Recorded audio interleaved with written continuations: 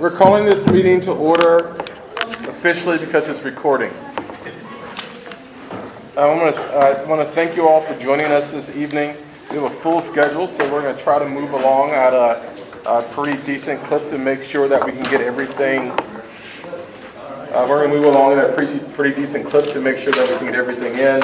As many of you know, today was, and I'll let Kelly will talk about this more later, but today was a hallmark day to the National Western Center with the signing of the framework agreement. And in the words of Cardi B and Bodak Yellow, we're making money moves now. So we're going to start with introductions, and we'll start with Kelly over here. Kelly Lead, Executive Director, Mayor's Office of the National Western Center. How y'all doing? I do not look like Jocelyn. My name is Benzel Jimerson. I work with Colorado State University, representing her position this evening, and run the Family Leadership Training Institute here in the neighborhood.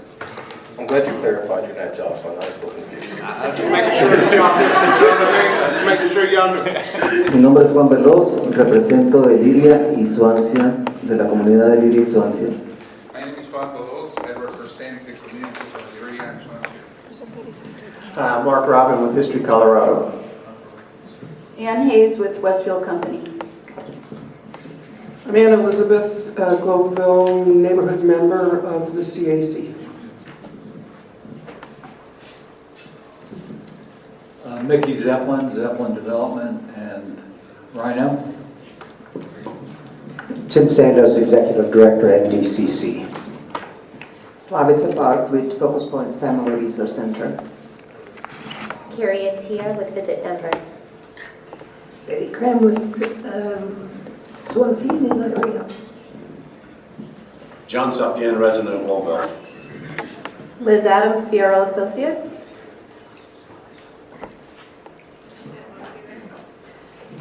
Gretchen Hollerud, Deputy Director of the Mayor's Office of the National Western Center. Erica Martinez, Communications for the National Western Center. Eric Anderson, Design Manager for the Mayor's Office of the National Western Center. Hi, Julie Steed. I'm with CIG. I'm part of the placemaking team. Good afternoon, William Franklin, Director of Workforce Development, National Western Center. Hello, everybody. Good night. My name is Ray Gallegos. I'm from Globeville. I'm a Globeville resident. Also a member of the GES Coalition and Vice President of UCAM Metro Denver. I'm Abby Tillinghast, Communications Intern for the Mayor's Office of the National Western Center. Jay Rankins with MIG, lead of the placemaking team. I'm Maxine Ichikawa from the Swansea area. Andrew Ross with Denver Environmental Health and NDCC. Michael Sapp, Community Relations, North Denver Cornerstone Collaborative, and Mayor's Office of the National Western Center. My superpower and bid is Dwight Dollar. Patrick O'Keefe, Office of the National Western Center. Barb Frommel, Mayor's Office of the National Western Center and NDCC. Marcy Loughran with the National Western Center. This is Ava. Virginia Calderon, resident of Swansea and GES Coalition. I'm Terrence Carroll. This is Maria Garcia Berry, and I'm your host this evening and co-facilitators. We're going to. Oh, somebody came in. Oh, Armando. Introduce yourself. Armando Payan, Globeville. Armando Payan, Globeville. We're going to do our partner updates, starting with Kelly and Gretchen. Okay, here we go. So I'll start with, and these are in no particular order. So today, as Terrence referenced, there was a signing ceremony for the National Western Center Framework Agreement. As many of you know, and many of you came and supported it, came to City Council. Thank you for doing that. But we had the official signing ceremony among the three equity partners today who signed the document officially. and it's a historic moment. I mean, this is 4 years in the making, and this really unlocks, one, it legally binds the partners and their responsibilities, and two, unlocks the ability for this project really to move forward in a very fundamental and real way. So this was a really momentous occasion for the partners, for the community, and for this historic place. So, and Betty and others that came today, thank you for being there. It meant a lot to all of us that you were there, he was there, thank you, and others that helped mark that moment. So, big day for the effort. In terms of procurements, we have a variety of procurements that are coming out of the Mayor's Office of the National Western Center. We held an industry forum here at the National Western a couple weeks ago. I think we were well over 400 attendees of design and construction engineering professionals that filled the Beef Palace and heard about the variety of procurements coming out of our office, as well as initial work that CSU is working on for their procurements around their buildings, and as well as the National Western Stock Show. So we are going to continue to do those engagements to make sure firms are informed, but the focus right now is really around getting ready for infrastructure design work, as well as demolition. So the demolition contract actually went through council here at the same time the framework agreement, and that was Saunders Construction. So we are moving that thing through the contracting process and getting them ready to stand up and start demolition or site preparation work here in the not too distant future, and again other procurements. So probably what you'll see, obviously while that's going on, the placemaking will start to commence, and you'll hear more from Jay and team about the placemaking work.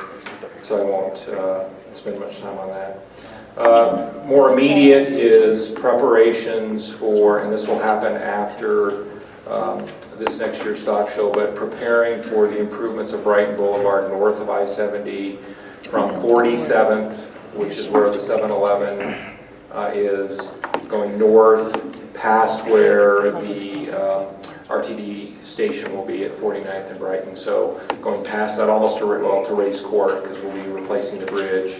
But we have 100% design. We're finalizing those documents through the city process, and you will see a procurement relative to those improvements, and the intent would be is that work will commence, the improvement work will commence after next year's stock show. So you will see some clearing of buildings on the west side of Brighton Boulevard, fencing going up, those sorts of things happening to prepare for that work.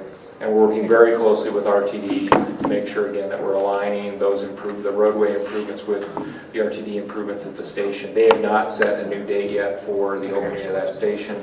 So our goal will be to the extent we can is to align that work. But the team is focused on that. And then the last two things is one, very big news on this week in terms of our land acquisitions. We were able to come to terms for immediate stipulation for immediate possession of the La Mouton building. That was headed through the court system, but we came to terms with them on immediate possession of the building. We still have to determine value, but a very, very important milestone for the first phase of this project. And so we will most likely be able to take possession of that building by the end of the year. What building is that? It's the La Mouton, the old cheap facility over here.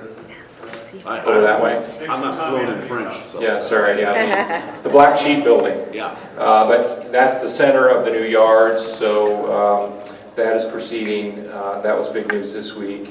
And so we're getting close to having all 38 parcels, private parcels, under control, some level of control. Some of those will move into next year because they can't leave the site till they have new facilities up and running. But we're in the home stretch relative to land acquisition. Which is a big deal. The last thing is this next week, the NewCo team will be meeting with Denver Rock Island Railroad. We have had some, as of late, very productive meetings with Denver Rock Island, and really starting to get into the nuts and bolts with them around the amount of linear feet of track they have on site, working through different scenarios. You're going to hear from Eric Anderson here a little later about a new alignment approach that we're, I think, collectively excited about with the railroad and others in terms of what it means for the site. But our team will be meeting with them next week to present an updated term sheet, and the goal would be is hopefully an acceptance of that term sheet. That will lead into a development agreement, and then we're off to the races relative to rail, but still a long ways to go with the short line rail. But I'm cautiously optimistic and hopeful that we will be able to come to terms with them relative to a rail solution. And then the last thing for me is I think many of you know, today was my last official function with the signing of the framework agreement as Executive Director of the Mayor's Office of the National Western Center. My last day officially in the office is tomorrow, and then my last day with the city is Monday. And so I'm excited that we have a great team and that Gretchen Hollera has accepted the position as Executive Director of the Mayor's Office of the National Western. So Gretchen will be assuming my role as of this next week, and you are in very good hands and you have a great team. And it's a bittersweet moment for me personally because I've been here since day one with this group, and I cannot thank you enough for the friendships that have been formed and the work that you've all done on behalf of your neighborhoods. And I will be involved. I don't know, it'll just be in a different way going forward, but I can't thank you enough for the chance to get to know you all, and the work we've done together has been profound and significant, so thank you. And thank you, Kelly. And I think we all should give Kelly a big round of applause.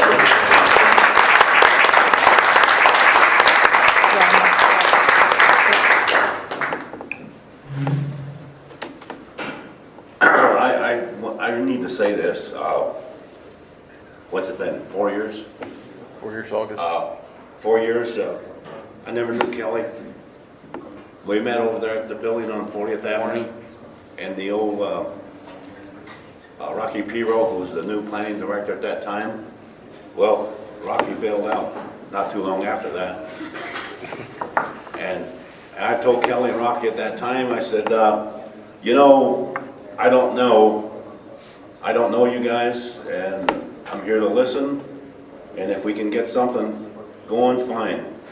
But I'm willing to give it a try. And I think that we've come a long way. But personally, I think Kelly gave myself a fresh breath of belief in the process. I was at the point where I say, well, you know what? Winning the city is going to crap on us again. It's what's new. For the last 100 years, nothing's changed. And that's why I got on the effort with the National Western, because I think it's the light at the end of the tunnel. It's not going to solve everything, but it was a ray of hope, and I personally will feel very indebted to you, Kelly. Thank you. And I think everybody feels that way too. Thank you, sir.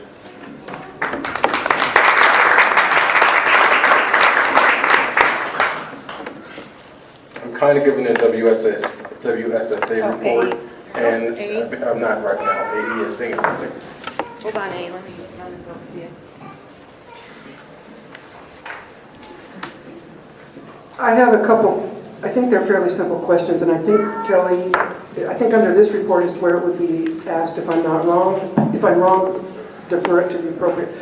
I'm getting mixed information about what's happening to the Stockyard Post Office. Is that going to be closed or moved temporarily? Is it going to stay the same? The intent is for it to not go anywhere. We are in discussions with them because there is some right-of-way relative to the improvements of Brighton Boulevard that we will need to negotiate with them, but it is our intent for that post office to remain there. Okay.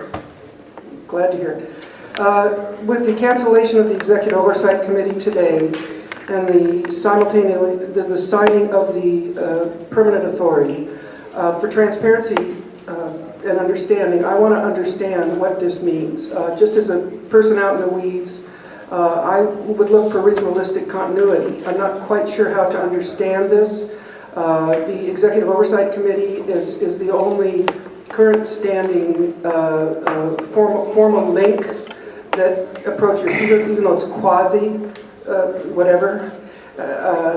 Can you please address that relative to, because I'm looking at personally, speaking only for myself, I'm looking at the NWC and the CAC feeding into the Executive Oversight Committee to give strength to recommendations we may have as a group into the criteria for the selection of the members from the neighborhoods for the permanent authority. I want us to get more formal and clear, and I think that we need to raise the standards on that. So I'm asking that question for the sake of protocol understanding and legalities. Sure, so I heard a couple questions in there. So the first is, to the extent you have a criteria or even names that you want to propose, and I think Alice is committed to having a meeting with the mayor, with members of this committee to bring forward those criteria. Those can be worked with Alice and Debbie Ortega, and the executive oversight doesn't play a role. That should go directly to the mayor via your elected representatives, which would be Alice and Debbie. The second part is because of the signing of the framework agreement and the intent, I think, of the mayor to move pretty swiftly on standing up the authority early this next year, is you have an operating office of the Mayor's Office of the National Western Center, which is the capital builder, and the authorization to continue to proceed with procurements and advancing the project, what we'll call pre-development work, getting the site ready for development. Which there's plenty to do there, and then stand up an authority early next year and have them officially begin their work. There's no longer need for the Executive Oversight Committee. Okay, and I have I just have another question. I'm trying to remember it now. It's an important question, but let me say one thing in relation to what you just said, and it'll come back to me. I just want to say personally, I was not asking relative to endorsing any particular nominations. I myself personally am far more interested in us getting to criteria. I'm not as interested in individuals, nor am I proposing that this group at this time or anyone endorse individuals. I am not. I'm looking forward to the discussion about criteria. And I'm going to have to retrieve the other question, but I want to say to you personally, I hope that you'll stay engaged as we go forward for some healthy and wholesome and as diplomatic as possible debriefings, evaluations, lessons moving forward. If I was building anything in the world, I would want you as a project builder. I really genuinely respect your logistical savvy. You and I think respectfully, have had differences relative to the other avenues of unfolding, and I want that to be rich. I want to go forward, and I want us to figure out how we all come to fulfillment, because there's a lot of people that are going to be part of this, that are going to go on to other things, and as we go into the criteria for the representation, I think there's going to be a lot of rich discussion on how we all learn the lessons, move forward, and bring this whole process up to the level of being fully participatory. So I just wanted to add that sentiment. Yeah, I know there's a question behind me, but I want to tackle E's question about the appointments to the authority. We're actually going to touch on that a little bit later in the agenda. And as you remember from last month's official CAC meeting, the non-framework meeting, the mayor will be coming to a CAC meeting in the future to chat about that and to get input from the CAC. And I think Council President Brooks was also going to be involved in that process as well. So there's movement, and the mayor will be here, and we'll talk a little bit about that later, though. There's a question. I know, yeah, Liz is going there. Hi, Ray G from Globeville again.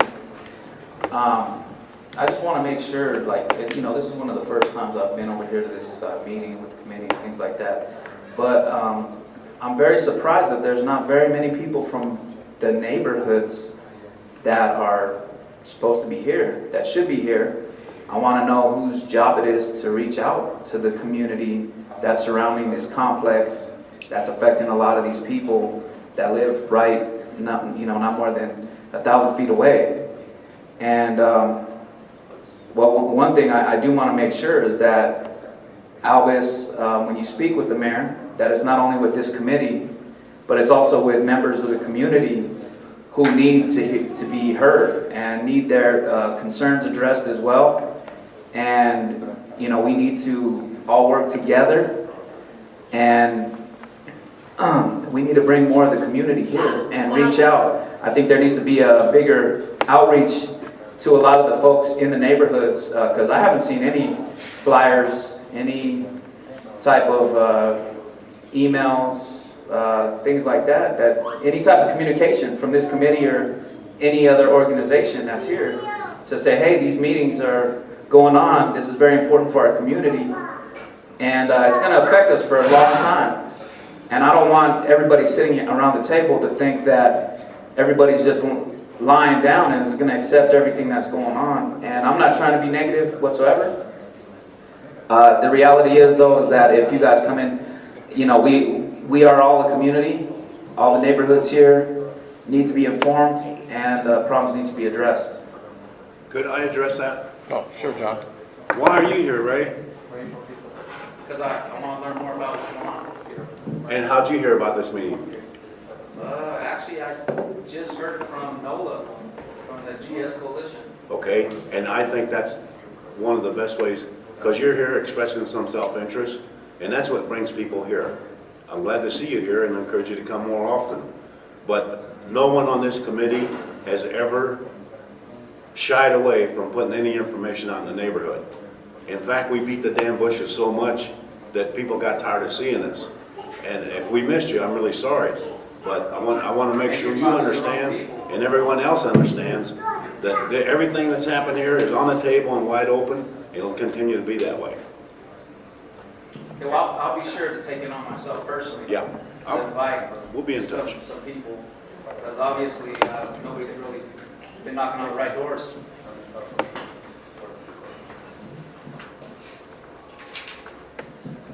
It's absolutely the case in all instances there needs to be more engagement from a much broader stretch of our neighborhoods, and I think this has been a constant conversation. I can say that with every member that I see that is within any neighborhood, including you, Ray, there's been times when I've made announcements myself personally in meetings in the presence of people that the NWC-CAC meetings are public.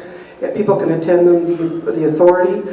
Just one little quick history, when the National Western Center Citizens Advisory Committee was formed, a broad call was put out for people to volunteer to come on from within the neighborhoods.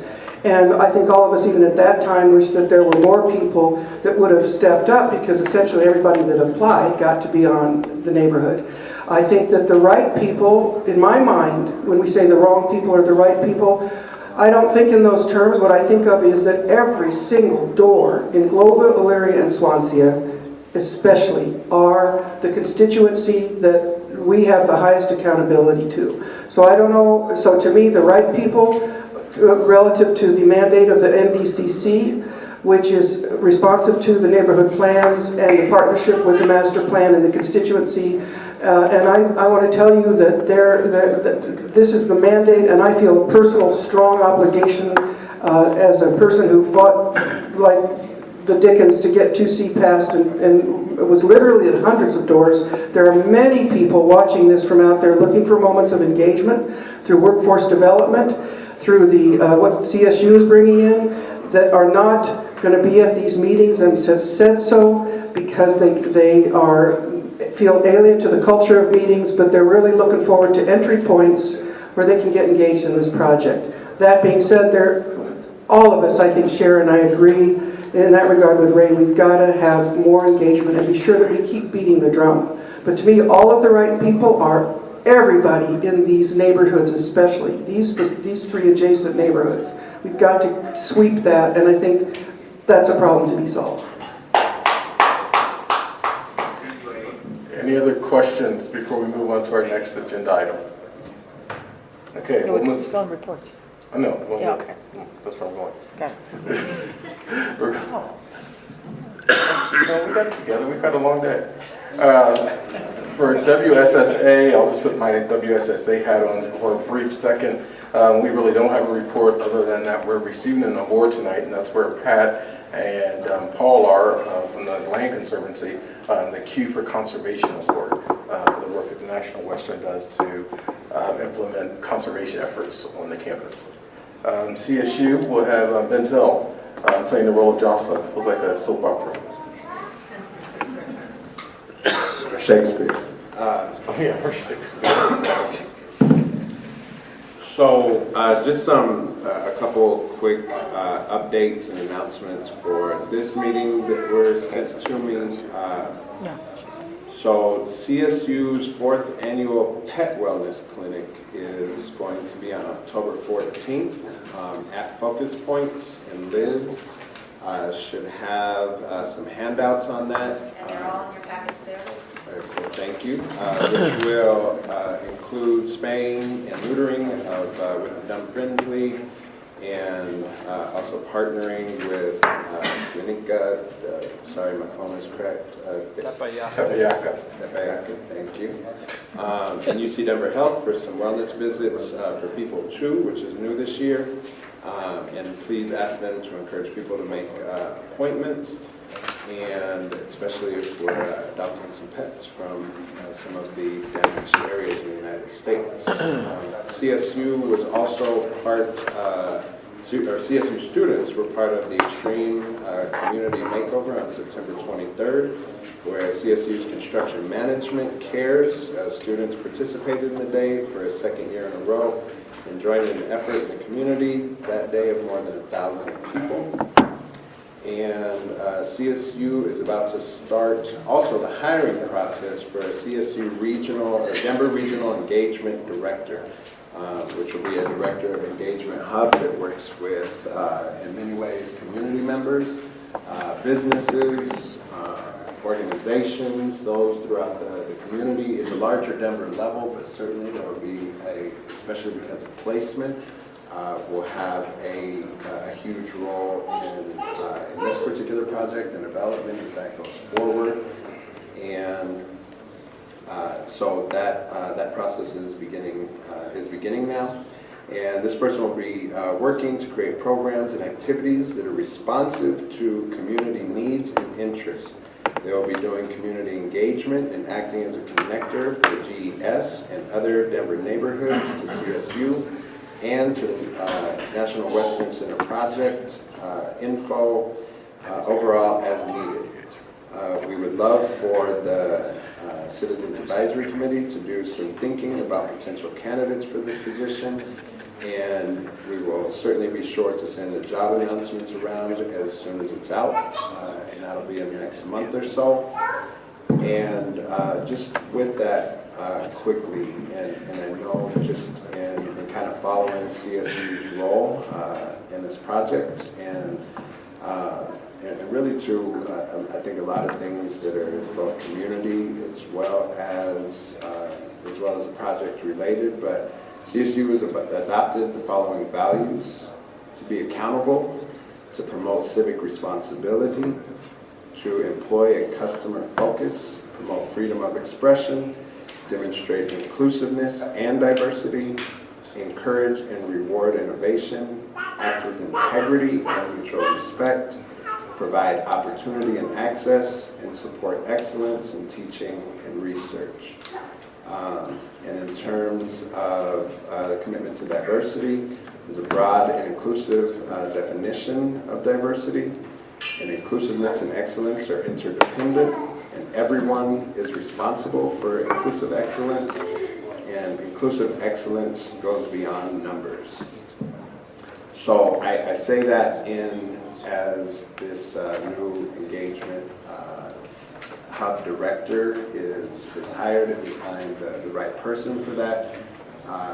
We know that a lot of the logistical pieces of CSU has been at the table, and we're looking at buildings, those kinds of things, but we're really very excited to have this position coming, to really be able to be a connector in many ways to the community, to the project, the larger city of Denver. Thank you. Thank you. Any questions for Benzel related to CSU? Armando. Yes, how do you distinguish Jocelyn's role in that new director's role? That's a great question that I cannot answer. It's a great question that I can't answer in full, and I appreciate it. I'll make sure that gets communicated back, and that there's very clear delineation, only because I haven't seen the full job description yet. I do know that essentially what Jocelyn's role, I would say, is going to be a little bit more logistical and liaison to the campus, right? And to projects that are happening in terms of the building structures going up and a lot of the pre-work that's being done. Whereas this engagement director is really going to be looking at, how do we, those principles and commitments to diversity that I just went over, how does that really become real? How do we really touch community in different ways? How do we become more active, become more of a voice, and really start connecting the pieces that are occurring both around this site, and again, that position will be larger to the Denver metro community or the Denver community. But how is CSU really able to touch community in real ways and really connect them in real ways as well to the larger structures of the project. So again, I'll make sure that question gets answered very directly, and that's my sense and or understanding of it at this moment. All right, any other questions? Okay, we're going to move on to Mark from History Colorado for a report. We won't have a report this evening from the Museum of Nature and Science. Mine's going to be real easy and quick. I just want to invite you guys over. We just had the grand reopening of our El Movimiento exhibit at History Colorado. We've updated it and it opened last night, so please come over and check that out. Thanks. Thanks, Mark. Any questions for Mark? Hey. I remembered the other question for Kelly. Can I ask you real quickly? Don't have any questions.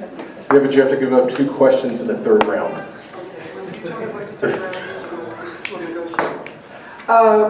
Again, this is partly to make sure that misinformation is not out.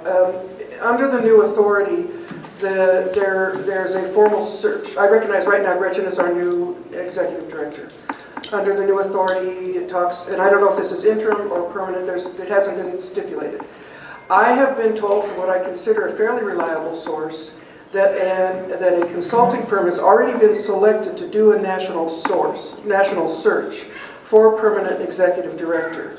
And if that, I don't know if that's true or not, I'd like to know, and I'd like to make it be transparent. And the reason I'm concerned about it is because to me that is a carryover that should occur with the full participation of the board, the new board after it's got stood up, however you say that's the fancy way, I don't know, after it starts. But it would seem premature for there to be a consulting firm hired now to start that national search before all this criteria is. And I'd like us to be involved in the conversations, especially from within the neighborhoods, about the criteria for and what our hopes would be for the next permanent executive director. So there has been no firm hired to do any work. Is it on the timeline right now? No, so let me be clear. So the executive, Gretchen is the mayor's appointee now as executive director of the mayor's office of the National Western Center. Okay? So there is no search for another director. I'm assuming Gretchen still wants the job. Okay, oh, she's here. Okay. So that is the mayoral appointee. There will be a national search for the president and CEO of the authority, which will be the day-to-day manager, operator of the future campus. Is that? No, and there is no, there's a lot of things that have to happen before you ever get to whether a firm is even hired or not. So not sure where those, but what I appreciate, and I think Gretchen would continue, to the extent you're hearing those things, please share those with Liz or Maria or us, and we will do our best to stay in front of those. But the ink's not even dry yet on the agreement, but the agreement is pretty clear about the multitude of steps that will have to happen to proceed with the hiring of a president and CEO of the authority. Does that answer your question? Yeah, okay. When I get to correct and send people to the right office to get them. Okay. Thank you. Any questions for Mark? Seeing none, we'll move on to the brand presentation with Marcy and Erica.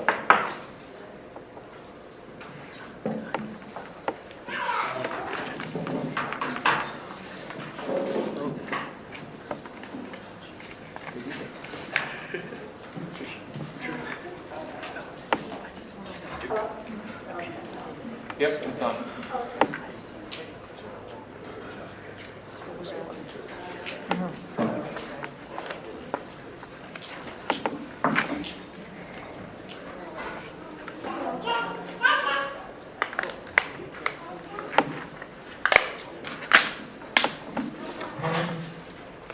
Is it a focus or is it not? It isn't focus, it's just dark, the lighting. Yeah. Lighting is red. It's all the shadows. It is better with my glasses on. It did, there it is. It just takes a little. Thank you. Hi, everyone. Is this working? Doesn't seem to be. It was initially. There you go.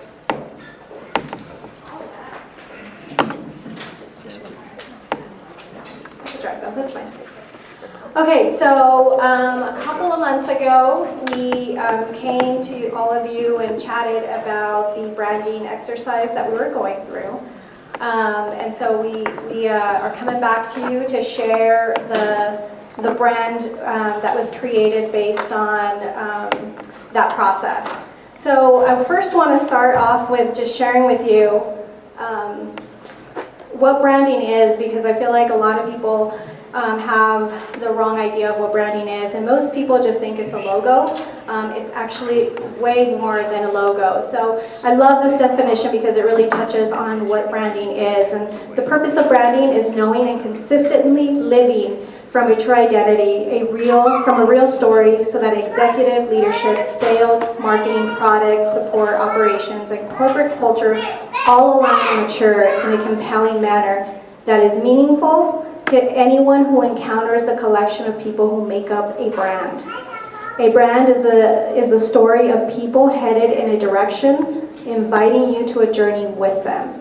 So I want to point out a few things that this says right here. The first is from a real story. So branding really is about storytelling, and it is a story of people headed in a certain direction.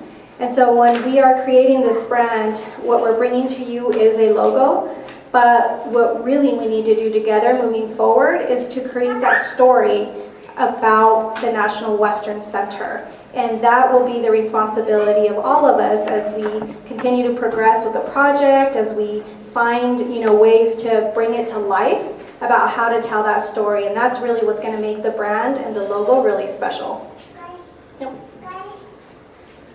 So we came a couple months ago and we talked about the brand objectives. So the brand really needs to represent the mission and vision of the new developed site, increase awareness locally, regionally, nationally, and internationally about this project, speak to a broad and diverse group of stakeholders, and that's incredibly broad, inspire companies and individuals to engage and partner with the site. So those are the things that we brought to you. I think it was back in May or early June, it was May, of what we were tasking our consultant to do when creating the brand.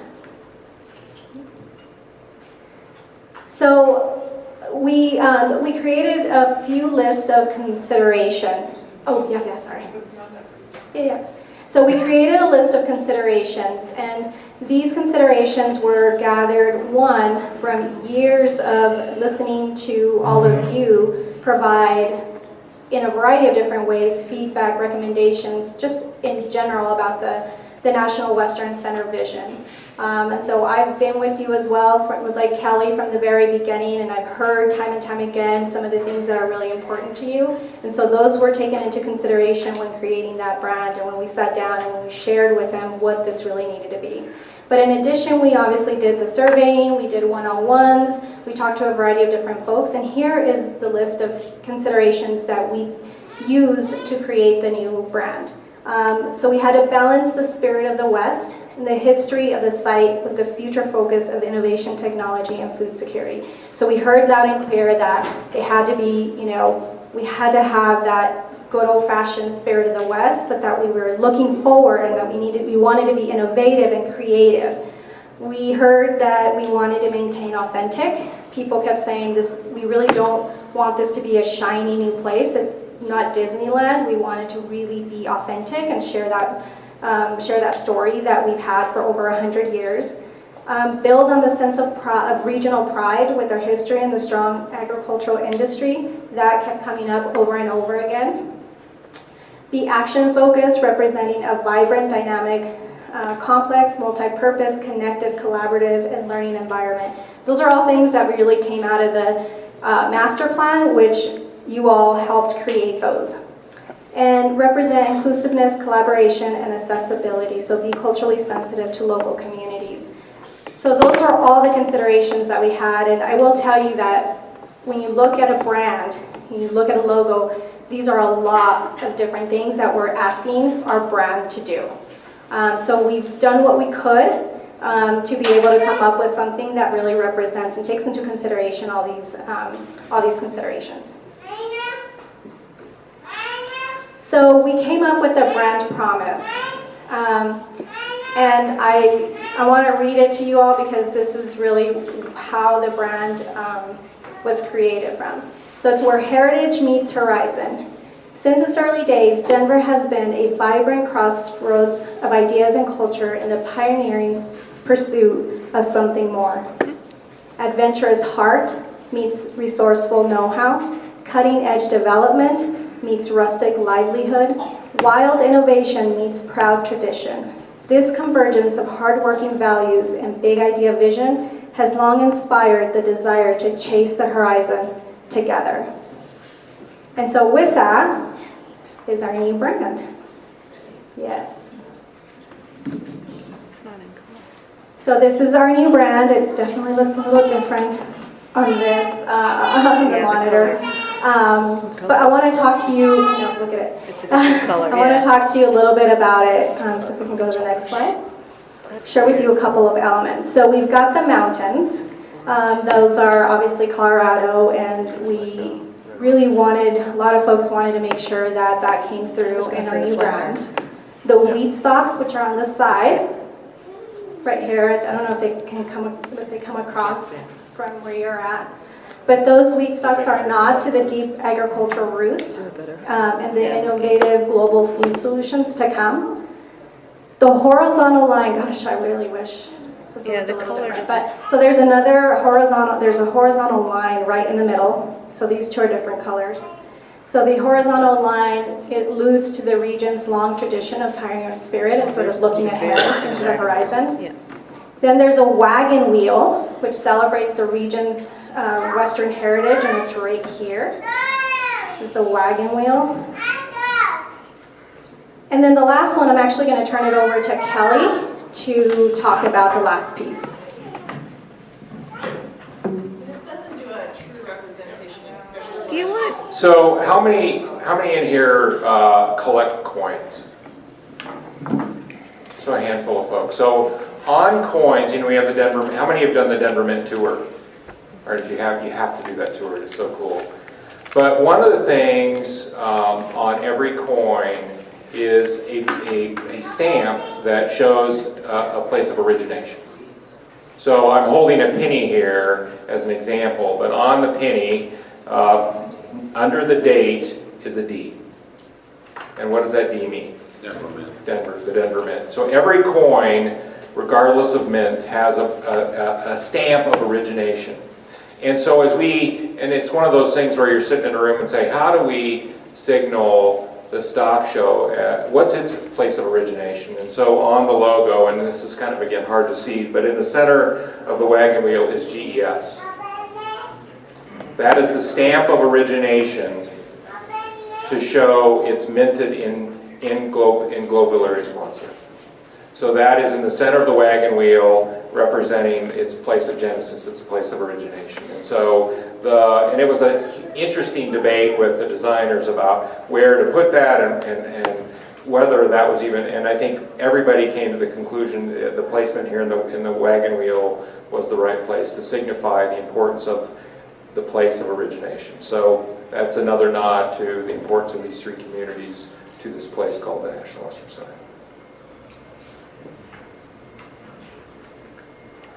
So, just wanted to show you some really generic ways that it could look like in the future. And so you've got the National Western Center, you've got Imagine, Discover, and Cultivate. Those are three words that we felt really would spark people's interest, that we could use in terms of all of the things in the master plan. Everything that we've talked about, those three words really seemed like a really good fit to help describe and tell a story, begin to tell a story. So you've got Imagine the Adrenaline, it's just another example. We really worked with the designers to say, hey, we know that the logo feels a little traditional, and honestly we struggled a little bit with that because several of us wanted to make sure that it felt very innovative and very forward-looking, but at the end of the day, everybody really resonated with the more traditional look. But using images that look a little bit more lively and innovative, and those kinds of things are what we're going to do as the brand evolves. So the next one is just another example. So this is maybe the local farmers market, and so this would go on light poles, and you see the green. So we're using some very vibrant colors, and the logo again doesn't come out as well as it should, but it's really more of an orangey tone to it. They're different. So I just wanted to add a little something to it. So this is usage in the future. So pretend the center is already is sort of underway. So the logo becomes secondary. So you have this down here because this is the place, this is where it happens. And then you start to see the event. The event becomes prominent in the color. And again, the rodeo is this is the date. So this is the center, marks with the center, and then you still have your tagline that locks it in. And then this is the event that you're focusing on. So same with this next one. Again, this is where the event is the center, or where the place, and then what the event is. Starts to kind of show some significance. Yep, so what's coming up next? We need to roll it out to partners and the public.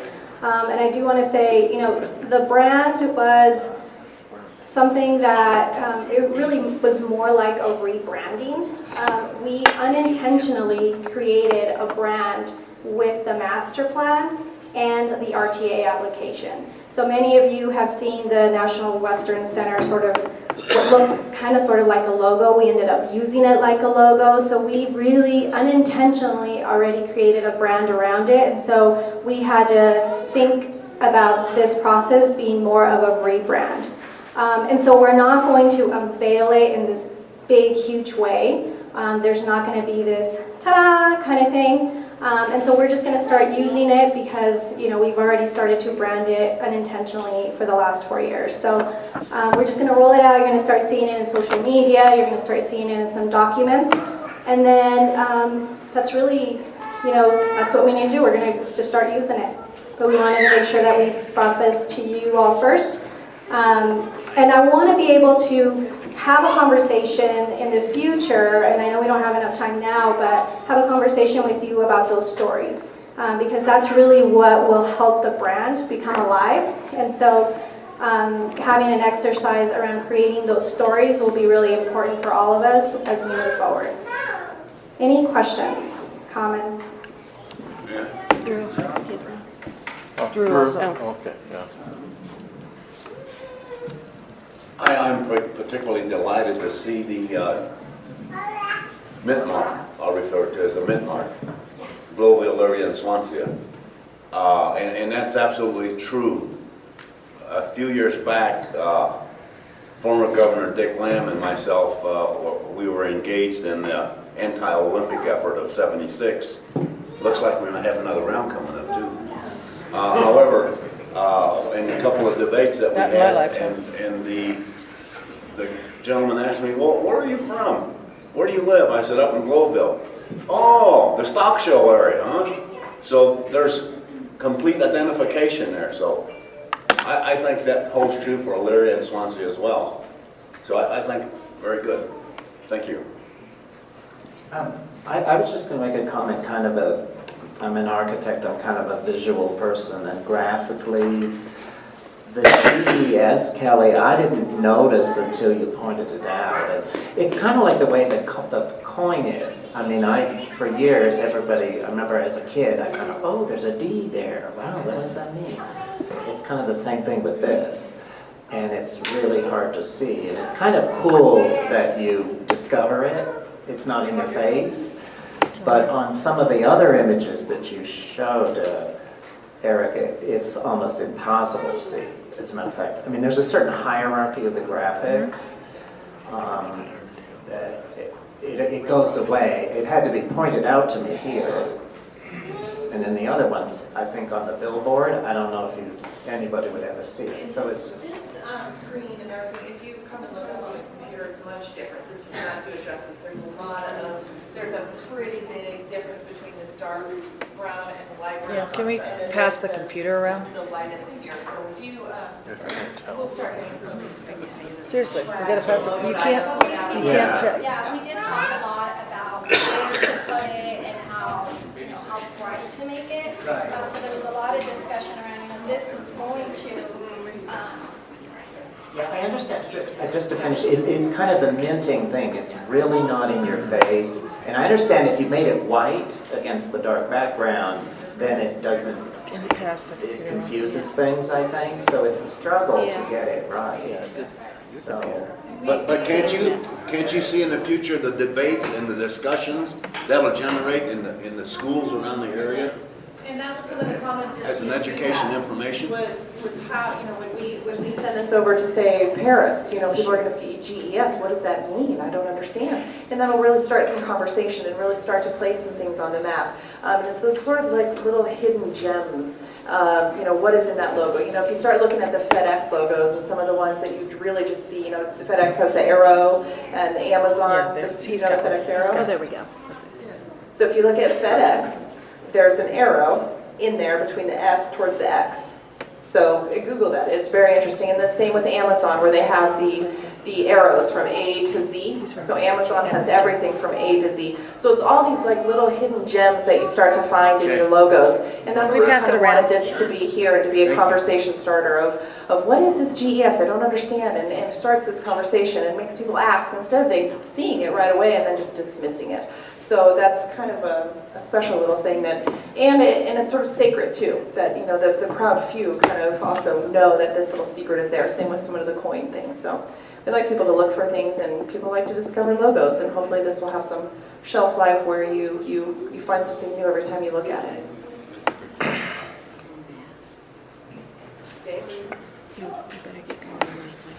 I think that's cool, but going back to the penny, don't we put a date on there?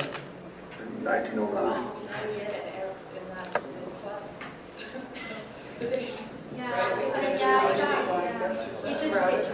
It really did get too crowded. So yeah, I know she liked the date. It just got a little too crowded. I think we had, first we had it sort of established. We had this year, and then people were like, well, is that when it came? And then what if it was established? Wasn't the stock show established way back in 19 or whichever. So then we started it here, and then we started it here, and it was too much. The one thing that was really interesting about this logo is and Erica said this earlier, is that this has an incredibly huge lift as a logo. It has to say a lot to a lot of different people. And so we threw everything at it at first, put all the things we thought were really interesting, and then started looking at it. And it started adding more questions than it did answers, and questions that were as easy to answer, and cluttered it. And we wanted to keep it pure, and simple and to its roots, and have a few conversation starters within it. So, but the date, I did want the date. So first I want to say I wholly recognize that this does not do it justice, and that's a difficulty. So what I'm about to say, and I looked on it on the monitor, depending on I'm concerned that geometry of those mountains are going to not affect people the way you think because of the lack of, depends on which form you see first. Just as a graphic designer, I'm really concerned. It took me a while to understand it, and I looked there, but I don't know. I'm a little concerned about it because there's something that creates a blockiness there rather than a peak. I think it may be an issue. I also feel like, maybe there are medicine wheels, there are dream catchers, there are other things. This is purely post-settlement West. This is absent of the history of the land. I'm concerned about that, and I feel like we're being presented something, and I hate, I don't want to be negative, but I feel like we're being presented something that we're being told is immutable. And there are things you could do that would be subtle, but not even so subtle so I have mixed feelings on those lines. And those are great questions as well. That's actually, I think, the third, Julie, about the third iteration of these mountains. We went through a bunch of different ones, and some of the things that you have to think about, and we had a technical advisory committee too that helped us work through some of the details, is how you reproduce this logo. And put it on shirts and put it on, not just paper, but, on hats and things like that. And certain shapes and certain things are this is already going to be very difficult to embroider because of the details here. The other thing, you had made a comment about the wagon wheel. I think we first started out with a windmill. And we challenged the designers, like, what is something that's a little bit more modern or, modern. We challenged them to what is this element that gets put there, and we had a wheel that looked a little bit more like a bicycle or a little bit more modern wheel. We had a windmill. We had all sorts of other things, and it was really interesting when we were presented with the different versions that we kept coming back to this wheel. Because it speaks to where we were and where we're going. It starts to talk about the journey. A wheel, no matter what the wheel is, it still takes you forward. But it did start with somewhere. There was a lot of thought, even with the wheat, as to what kind of goes there. So I get what you're saying, Amy. It's an interesting process. I understand that you had a lot of challenges to put this together. You're trying to put a lot of it into it. But the color really, how do I say, reminds me a great deal of the stock show, but afterwards. It doesn't say to me anything about food or growing, or it says earth clearly, but it says other things too. And I've seen the colors on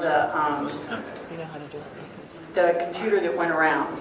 But I think the color really, I understand what you were going for, but it doesn't say anything about growing. It doesn't say anything about food. It doesn't impart horticulture in any way. The color is what I'm saying.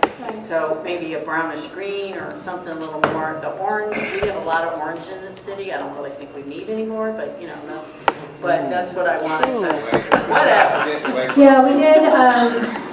We did play with the colors, and we had, I think, this in a different color. I can't remember what it was, but everybody kept coming back to that earth, the ground, and dirt means ag, and I think one of the interesting conversations that took place is that it is more of a traditional look, and so it doesn't have those elements that you mentioned.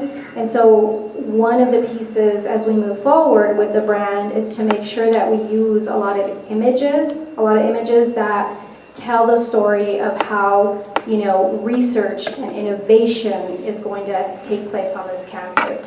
Very forward-thinking looking images, because the actual logo is a little bit more traditional.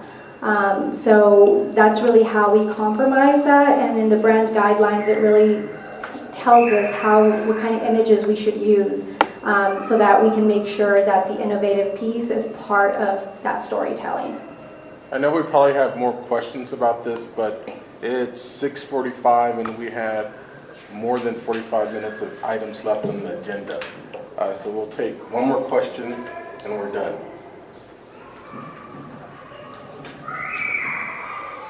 So nobody wants to talk about it all night like me? We all do. We want to talk about it. But imagine, discover, and cultivate your slogan, and just all the other images you're going to use. Is that going to be in a consistent color, and is it going to be a little more modern color? Or are you going to use just various colors? Yeah, no, so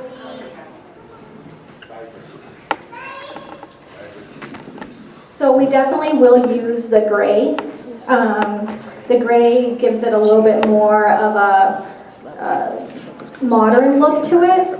So we are going to pair it with the gray. The colors that we are using, we really have put things into 3 buckets in terms of what's going to happen here at the campus. So we've got entertainment is one, we've got education and research as a second bucket, and then agribusiness as a third. And so those 3 will have a color that's very bright. So for instance, you've got this green here. We've got a purple, and then we also have like a teal color. Yeah, and so again, bringing that vibrancy to the logo was really important, and so the only way we could do that is if we matched it with something else. But they will be consistent.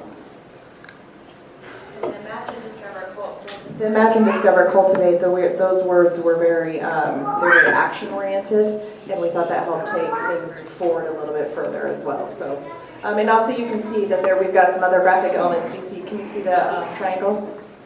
So there's some few things that, and those can mean a lot of different things. It can mean the 3 partners. It can mean the 3 taglines. We can pull it into a lot of different elements. The triangles, those things on the sides look like the truck tire.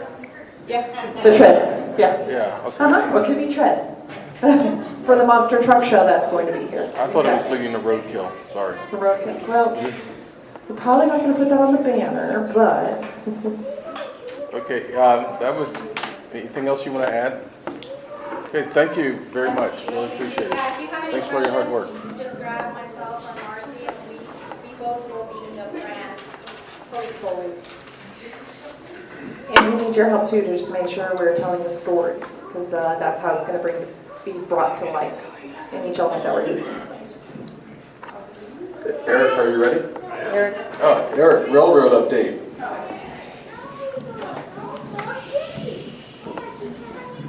All right, I'm going to talk a little bit about the rail relocation that we're working on. As Kelly mentioned earlier, we've been having meetings just about every 2 weeks with the Denver and Rock Island.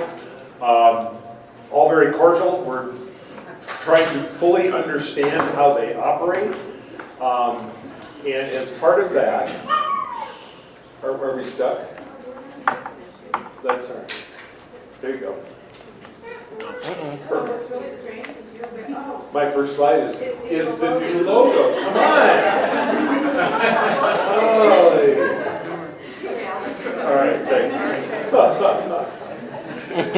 So, as we set the baseline for the project, there are going to be a number of things that are going to change from the master plan. All the components are still going to be there, but again, the master plan is the first drawing that's done on a project. Things will move around. I've never worked on a master plan that didn't change as it went through the process. So this is one of the first things we're starting to look at from a program standpoint. So this is the master plan itself. Right now, Denver Rock Island has 2 lines, one through the middle of the site, one along the river. The master plan called to consolidate that line in the middle of the site, okay? And so what that does is it basically cuts our development site in half. The plan called for an underpass, roughly here, for pedestrians to connect the 2 pieces, particularly the livestock and the yards. And then we always, on all the concepts, have the pedestrian bridge that comes across the 51st all the way from the commuter rail station, okay? So we have those 2 connections through the site throughout. So as we got talking about this, we're trying to create a better campus and a better organization of the buildings to have a little more flexibility. One of the things that the master plan does is, we've almost got a half a mile of building that people have to walk across here. And the reason it's laid out that way is because the railroad is here, all right?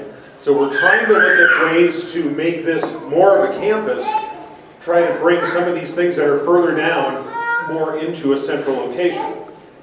So this is just an idea. We are studying it, but I wanted to bring it to everyone's attention. What we're looking at is aligning the Denver and Rock Island directly adjacent to National Western Drive. Okay? National Western Drive stays where it's at. The Riverfront Park stays exactly as it is today. But you can see some of the benefits that it gives us from a development of the site standpoint to be able to really create a true campus here rather than kind of these 2 linear pieces. All right? So we have looked at some benefits and some things that we still have to study. So benefits, We maintain all the same riverfront space along the river. We eliminate that 200-foot long underpass that I mentioned that connects the yards and the livestock center. Not necessarily the best connection for pedestrians. Without the rail in the middle, everybody can just walk through the site pretty much anywhere. This really helps with construction schedule. As we start to put all this stuff together, we can build the railroad independent of all the other components, because it goes in land that will be vacant. When we build it in the middle of the site along National Western Drive, we have to maintain National Western Drive while we do that, okay? So it really gets us a good starting point. So it takes the rail off the critical path for us from a design standpoint, which helps, because we're still not done with negotiations. We still have a lot of things to do with the railroads to be able to get to the starting point for that. It allows us to implement the yards in phases. We don't have to do all the yards at once and then do one big flip over. Again, it helps with the phasing and implementation. And then we think it's going to provide a much better campus for the users, the event users, all the people that are going to be on the campus. So some of the things that we need to study more is how do we get better connections to the river, all right?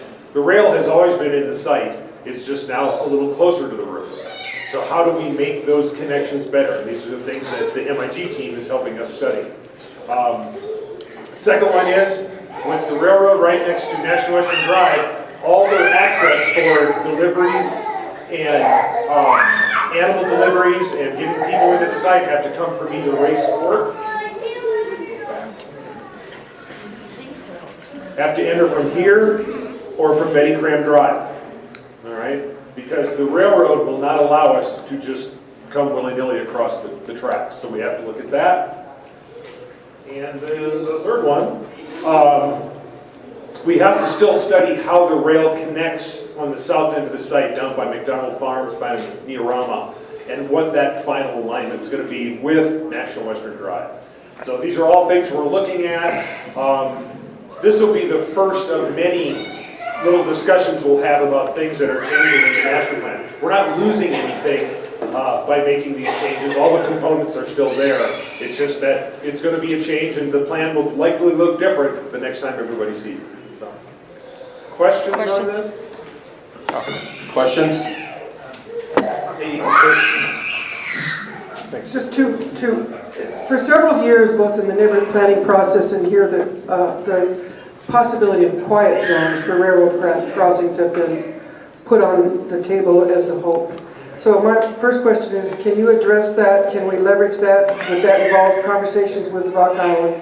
Arvada has some really great ones in over there, you know about. And I really keep beating the drum, but don't see that materialize anywhere. And I just really hope we do this, because the egress and the entry and exit of that are significant for the neighborhoods and also the atmosphere and of the campus itself. My other question is, in your conversations, and I know I'm on tape and this is public, but in your conversations with Rock Island Railroad, can you assess the culture of appreciation the railroad may have or not have regarding being a part of the neighborhoods here? And because can you talk about the relationship we have with the railroads in terms of as neighbors, thinking maybe there are other things that we can do with the railroads? Have we opened any doors of mutuality that you think are cutting edge or that we can build on? So the first one on the quiet zones, we are getting ready to put out a procurement for design of the railroad. Quiet zone study as part of that is part of this. I don't know what all it entails to implement a quiet zone, but we want to study that when they do the design of the rail. Yes, they will study it, okay? Again, I don't know what the outcome of that will be, all right? So we will look at that.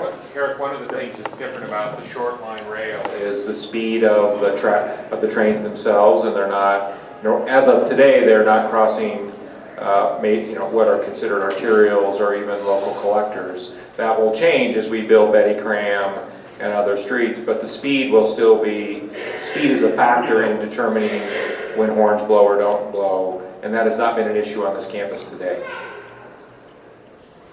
They don't blow horns. The shoreline does not blow a horn. Which is good news, just to keep the larger framework to the Rock Island. We may be able to leverage some of these out into distance. I don't know, but I appreciate that. I'm glad within the campus. Look, Eric will say this, but the rail is complicated enough, and we will do everything we can. But, and this gets to your second point, is you should ask the Denver Rock Island directly how they value the neighborhoods. I don't think it's appropriate for Eric or I to answer that, because we will be wrong. Kelly? Here, Dave. Is Bread and Crab Drive in jeopardy of not being built? No, sir, it will be built. Okay. With a much bigger sign. I'm fighting for an even bigger sign. We'll have to open it on your birthday.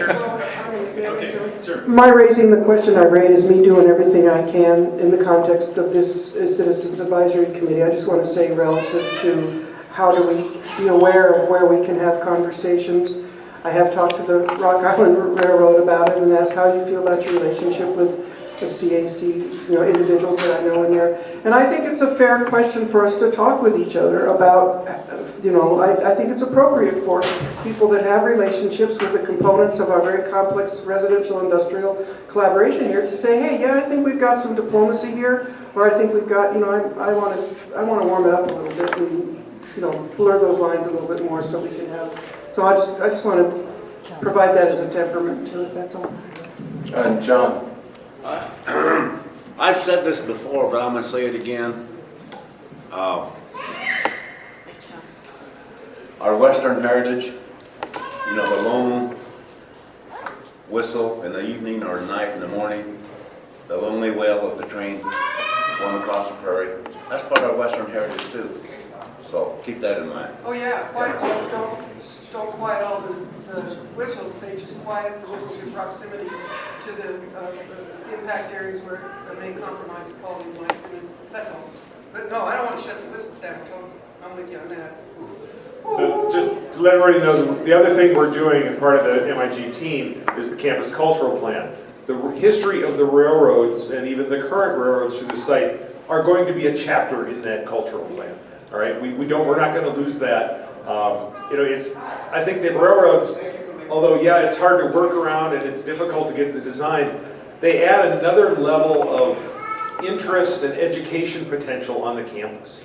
I mean, railroads are cool, So, that we want to make sure that that's shown here too. You must include the Robert Burns in that as well, though. Sure. All right, anything else on this for now? We'll keep updating you as we move forward. So. Okay, thanks. Okay. Kelly. We're staying on the railroad theme here. So in your packet is a letter I have drafted. Obviously, the date will change.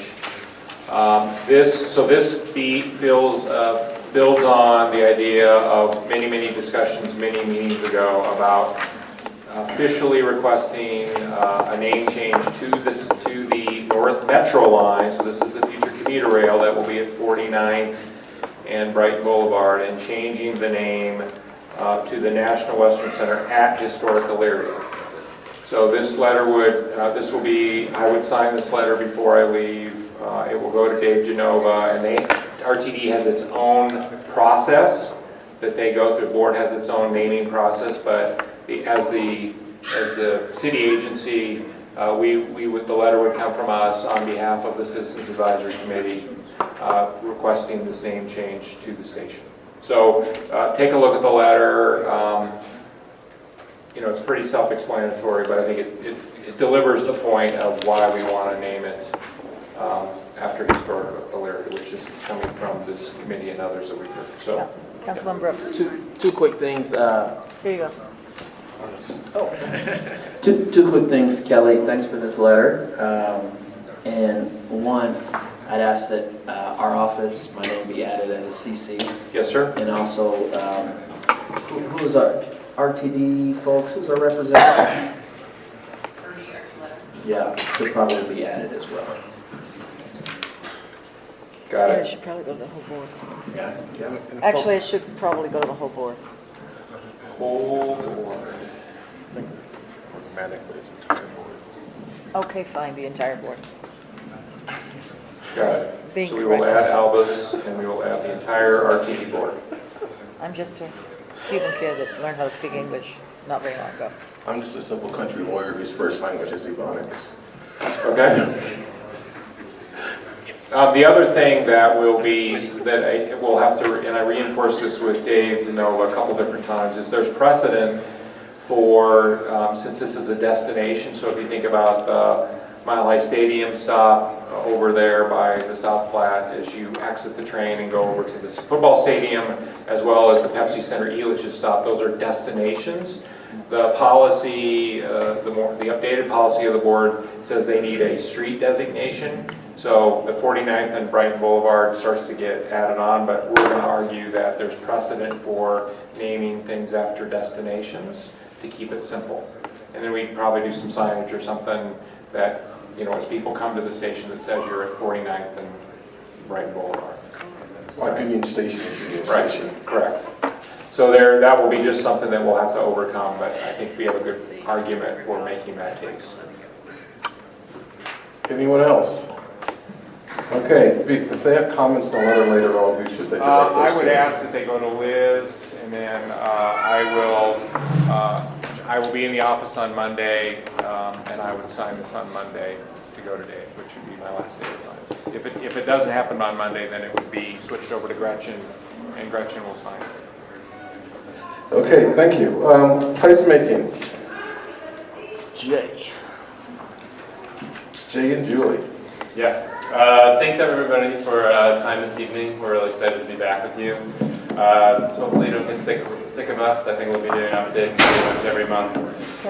So before I turn over the mic to Julie, who's during the introduction you probably heard she's with CIG, leading our engagement portion of the project, not just for task order 1, but throughout all of the task orders. So one of the aspects of the first task order is to develop an engagement plan. And actually, we've been talking a lot about it already this evening. So I wanted to give you some oversight or overview of what that is going to entail. And it's a draft right now, so we're looking for feedback. We're kind of thinking through, are we hitting the right stakeholders? Even as Julie talks about the groups, you'll see there's a lot of nuance within the different groups. And we think about even the local, the users of the site, the neighborhood, the region. Those aren't homogenous groups, so we're trying to think of as many different tactics and tools and methods to reach out to those groups as possible. But a really quick update on everything else that we're doing for task order 1. So there is a market study that is underway that's looking at peripheral uses to complement the kind of phase 1, phase 2 event spaces. There's also a lot on refining the program. So that's about sort of what goes in the buildings, and importantly, not just the buildings, but the open space as well. So thinking about different types of events, not just stock show. Obviously, we need things to be really hitting on all cylinders for stock show, but what happens the other 50 weeks out of the year, and also other types of activities that might not be related to a big event. It could be when simply the site is open, when there's not an event going on, what types of activities can we host here or allow to happen. So that's both in the kind of vertical buildings, but as well as the open spaces and all those different spaces between the buildings too. Eric had mentioned the cultural plan. So with the cultural plan, we're working on establishing a detailed historic timeline.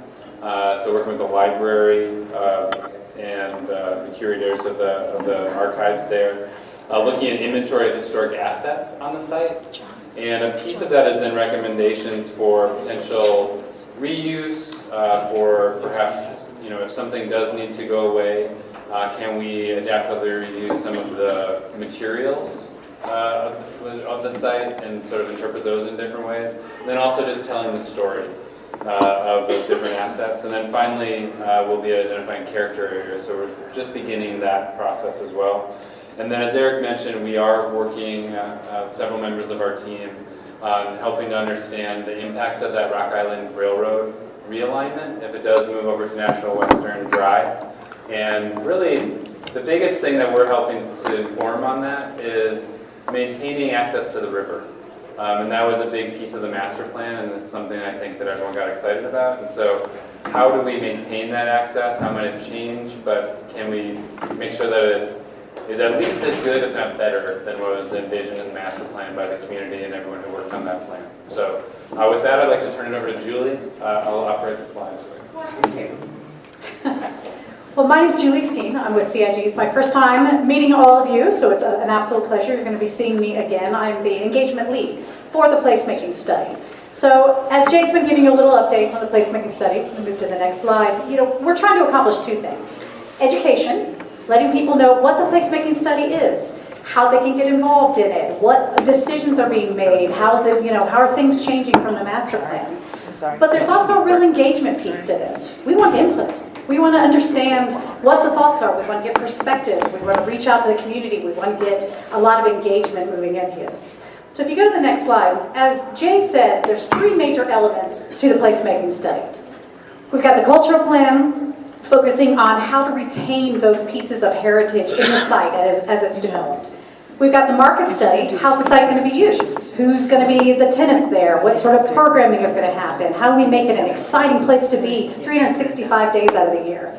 And then finally, the program refinement. That's getting into the technical details of the design and the design guidelines and exactly the positions of the buildings and all this working through. So what I think is so interesting about this type of engagement is there's pieces of it. So it's almost a loop. So we have information that we're going to go out, we're going to share with people, and then we're going to ask for information back. So what's interesting is as these different technical areas develop, there'll be more information then available to share and educate the stakeholders with. So for example, with the cultural plan, we're going to need some engagement. We're going to need inputs on what our analysis shows and how do we retain those historical and cultural pieces to really make this site authentic.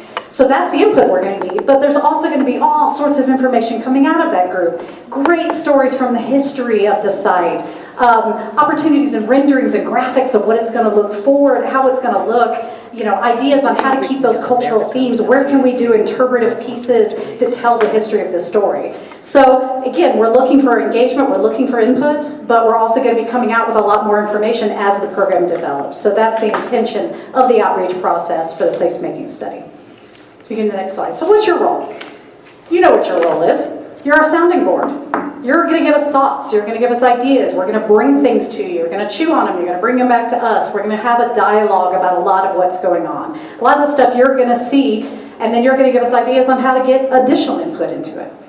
So we need your feedback. We need your insights. And we also need you to be doing that outreach. Each of you in here in this Citizens Advisory Committee represents the groups of people that live in this community.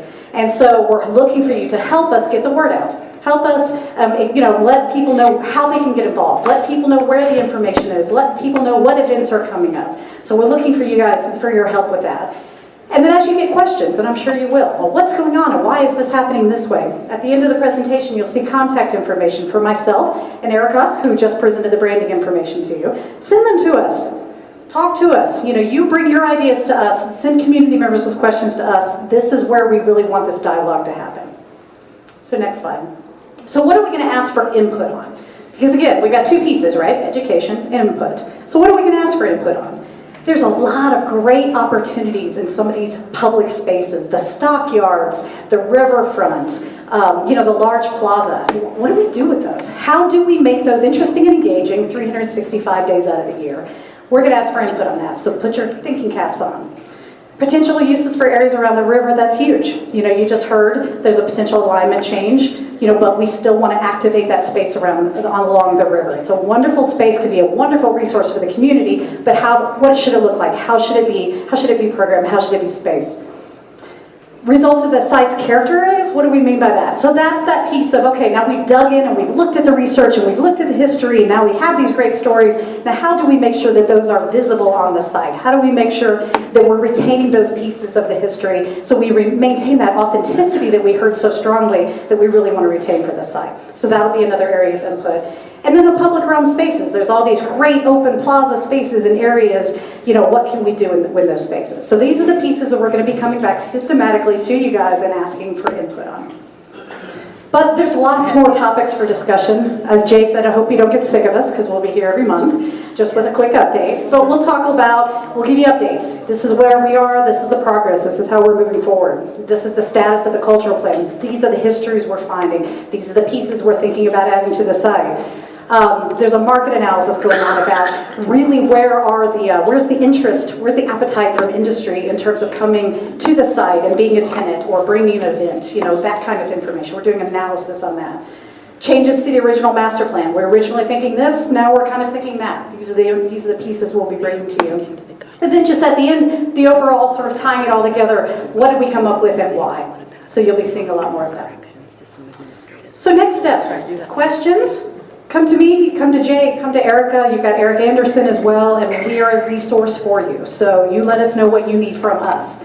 Continue monthly meetings. Again, you'll see us every month. And then every month we're going to talk to you about events coming up because we want to get people engaged. We want to get people excited. So the first one I'll highlight to you is November 3rd. There's going to be a campus celebration. It's sort of a 2-year anniversary of the 2C. And we'll be coming with more information, but we'd love to get people there. So get the word out about it, and we'll be telling you about future events and things to help you, so you can help us get the word out to the community and make sure that we get the right participation. And then there's our contact information. So I'll open it up to questions. Drew. Somebody correct me, I thought I understood that we would have some kind of work sessions maybe. Okay. Absolutely. Okay, because that, rather than just this meeting, which has many other agenda topics. And during the master plan, I think people really got engaged in that and felt some ownership. And I think it might help you too. So I just wanted to make sure you are doing that. Absolutely. And what also is the period for the placemaking? How long is this study? It's about 18 months. About 18 months, and you're absolutely right. We'll be doing working sessions here. We'll be doing big community meetings. We'll be doing planning charrettes. We'll be sending out social media. We're trying as many different avenues of communication as possible to reach the community. We've also been thinking about some surveys and things that we can send out in the introduction. Different types of surveys. Absolutely. So sessions, surveys. Well, thank you. Lots of opportunities. Yes, absolutely. So when we're talking about the timeline of 18 months, that gets me a little bit worried in the sense of what we're talking about for authenticity, because actually I've been involved in some discussions already. I know discussions with Eric and some other people in the room about the fact that there are going to be some buildings, specifically around 47th and Brighton, that are already going to be demolished. And when we're talking about authenticity, when we're talking about placemaking, we're talking about trying to involve the community in with this whole campus. I want to make sure that those discussions are had before all that authenticity is gone. I want to commend the city and NWC on the whole aspect of saving the stadium arena and the going proactively after the association building and the stock show exchange building. But there are other neighborhood buildings and other smaller buildings that, while as a part of the master plan, are really slated for demolition right now. But as Eric pointed out in his PowerPoint, the master plan does change. And from that standpoint, if there's an opportunity to have uses for some of these buildings or have those buildings be interacted with some of the plaza spaces, I think that's an opportunity that we shouldn't let go away, and we shouldn't think about that after all those buildings are gone and we go, oh, wouldn't it be great if we had an authentic corner commercial building that was here, that was an Elyria building, and have that as a gateway. So I'm just want to make sure that we're having that timeline be accelerated to a point where we're having those discussions before those buildings are threatened. Yeah, so two things quickly on that. We're actually preparing, we have actually several schedules, and they're all super complicated and take several pages to show. So we're creating one that's a little more user-friendly. So we'll bring that back to you next month. And what that does is shows that the 18-month timeline that I just suggested, that's for the entire placemaking study. The cultural plan is actually in these first 6 months of that effort. And so we should have a draft of that kind of January, February timeframe. So we'll call that out for you. The other piece I would say is on the cultural team, we had a check-in today. And what they were saying, sort of the inventory piece, so to your point about acceleration, that piece normally takes 6 months plus, and they're doing it in like 3-4 weeks time. So we are definitely just kind of pedal to the metal, wanting to get out in front of things as much as possible. Eric, anything you want to add on that? Yeah, I'll add something. John, you missed our meeting on Wednesday. I did, It's okay. I apologize. So, Mark is having me do grants. so there are come on, Mark. And everybody So can sit there down are if they two- want, but we gotta start. Two things that are happening from the historic side. One is what Jay just mentioned with their cultural plan. They're going to have their inventory done by the end of October. At the same time, as part of the program, Mead and Hunt is doing a full analysis of all the facilities on the campus. So all the buildings, all the linear historic components, all the vacant land, what used to be on those properties. So they're doing all the forms so that by the end of October, we can have an overview of all the historic components on the site, so that when we go to look at these buildings, if something has to be demoed, how does that fit within the overall? Is that as important as something else that we want to save later, or what, so we have to look at it as a whole. And we kind of started looking at it piecemeal and realized that that is not the way we want to do this. I agree. So we are kind of taking a breather until the end of this month when we get all the inventory in. And then we're going to have working sessions with you guys, with Landmarks, and with the SHPO, with the State Historic Preservation Office, and Mark and his group, to look through all of those and start to prioritize those pieces. Okay. Okay? And So I didn't specifically see it listed on the items of things that we'll be addressing and giving feedback on, but something I think is really important is those interface places of where the neighborhood connects with the campus. And so there's got to be a seamless, integration of how the community interacts with the campus. The campus can't feel like an island in the community. It has to, because there are going to be assets on that campus that the community should feel very much invited into and use and be part of the neighborhood. So I think that's a topic all by itself. Yeah, I completely agree. Julie was trying to fit, I think, what is it, like a 14-page document right now and about 5 slides there. So that is a very big focus of ours. Thinking not only about that interface, like you said, but what are the pieces of the campus that are, or the overall campus, the site, that are open all the time to the community, and then which of those are non-event days, and how do you make sure that that's stitched together, and what is that overall experience?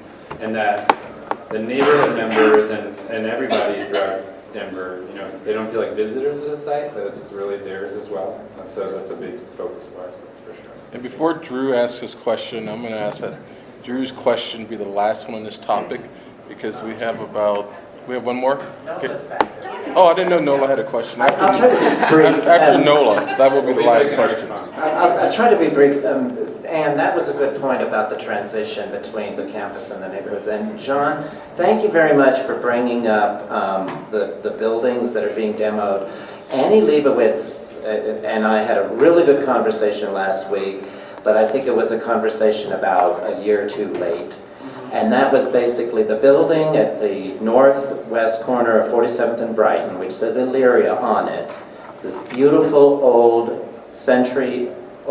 turn of the century, last century building is staged for demolition because of the work on Brighton Boulevard. How did that fall through the cracks?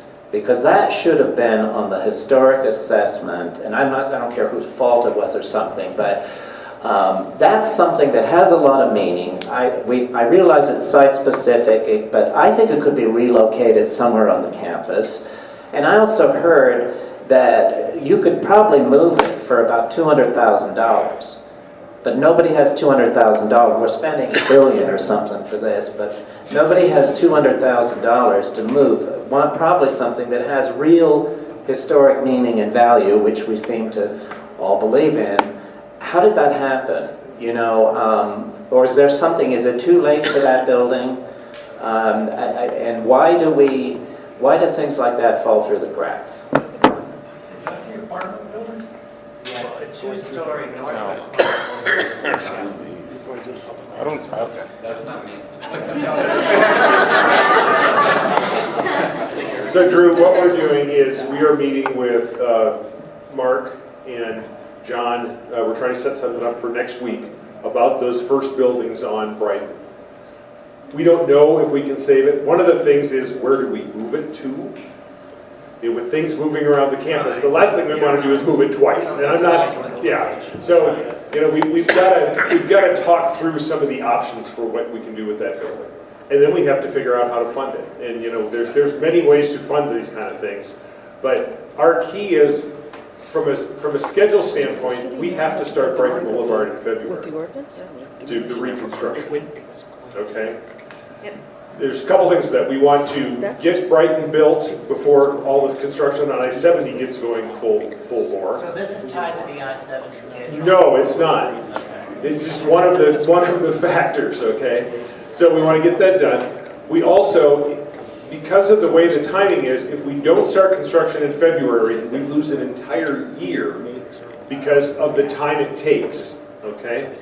And our goal is we have to have Brighton Boulevard done by the time the stock show happens next January of 19. Okay? So if we delay a year, we're going to lose that much in escalation just in costs for that. So again, the sooner we get stuff done, the less expensive it is. So we're trying to make that. Well, I mean, there's value and then there's historic value. Agreed. I mean, there's dollars. Don't disagree. And in terms of that conversation, obviously, we want to have, we'd love to figure out a way to save that. To answer your question a little bit, how did it fall through the cracks? It was outside of the original plan in terms of the center resources, but it's part of the Brighton Boulevard process right now. So it's really not, it's an offshoot. Yeah, it's out of another plan from the city. They did go through, and a historic building like that has to go through the city's ordinance because it was deemed that it has historic value, as most people here already know.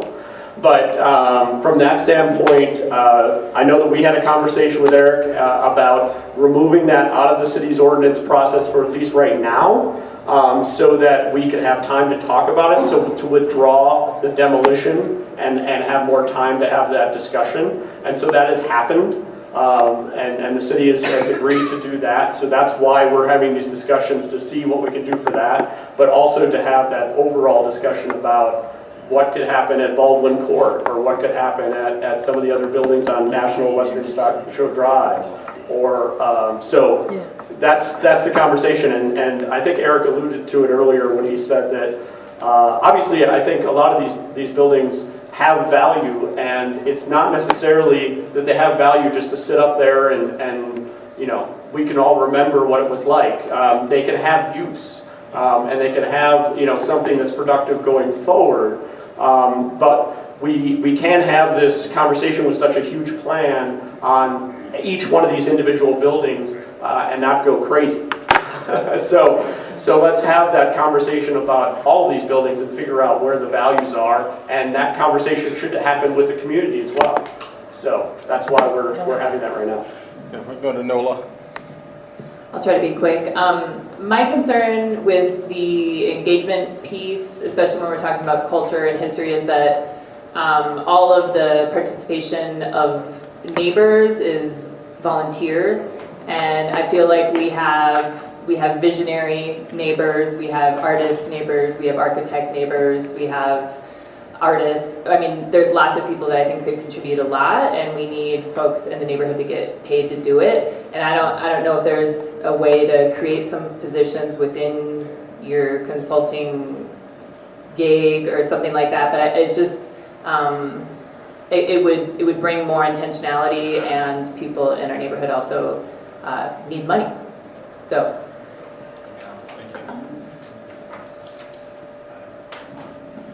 I'll just say that Nola was somehow through osmosis was thinking about exactly what I wanted to say, but that truly is, I mean, there's significant contracts that are given inside of placemaking. There's, and so that's authentic community engagement to really value, just like your time is valued, their time is as well, and so you took the words directly out of my mouth. All right, thank you all very much. Appreciate it. So we're going to move on to the review of the guidelines for the CAC and the criteria for membership. And I think we hinted at this at our August CAC meeting that we were going to review some of the attendance issues and some of the guidelines. And this is actually a very important topic for us to hit at this point in the history of the CAC. Last month we celebrated, well, we didn't really celebrate it, but last month was our 4-year anniversary of being in existence. And it's important for us to reevaluate at this point, or at least bring to mind, again, our core values as a Citizen Advisory Committee, especially as we move forward under the new framework agreement. And those of you who were at the signing today, the mayor made it very clear that he expects the CAC to serve in an advisory role to the new authority as it stood up. In fact, I believe his exact words, and someone who was there can correct me if I'm wrong, that he expects the CAC and all of us to be here for another 100 years. I'm not quite sure how that'll work. He did say that. I'm not quite sure how that'll work biologically for some of us, but he does expect the CAC to be here and for our successors to be here for another 100 years. And having said that, I would like for everyone, if you look at your packets, what we have here are the guidelines and criteria that were adopted, actually almost a year ago, on August 28, 2016, where we adopted guidelines that were supposed to and should actually govern how we function from a governance perspective, how we operate, I hate to use the word bureaucracy, but how do we engage in the bureaucracy that is the CAC. There are also guidelines in here about membership of the CAC, and remember that we chose that the CAC would have members that are both community members, as in residents, community members who are business owners, and community members who are parts of nonprofits that provide service to the community, and we did that intentionally. One of the other things that was included in here were attendance requirements, and admittedly we have not been very good at enforcing attendance requirements because it's supposed to be if you miss 3 unexcused meetings that you were gone.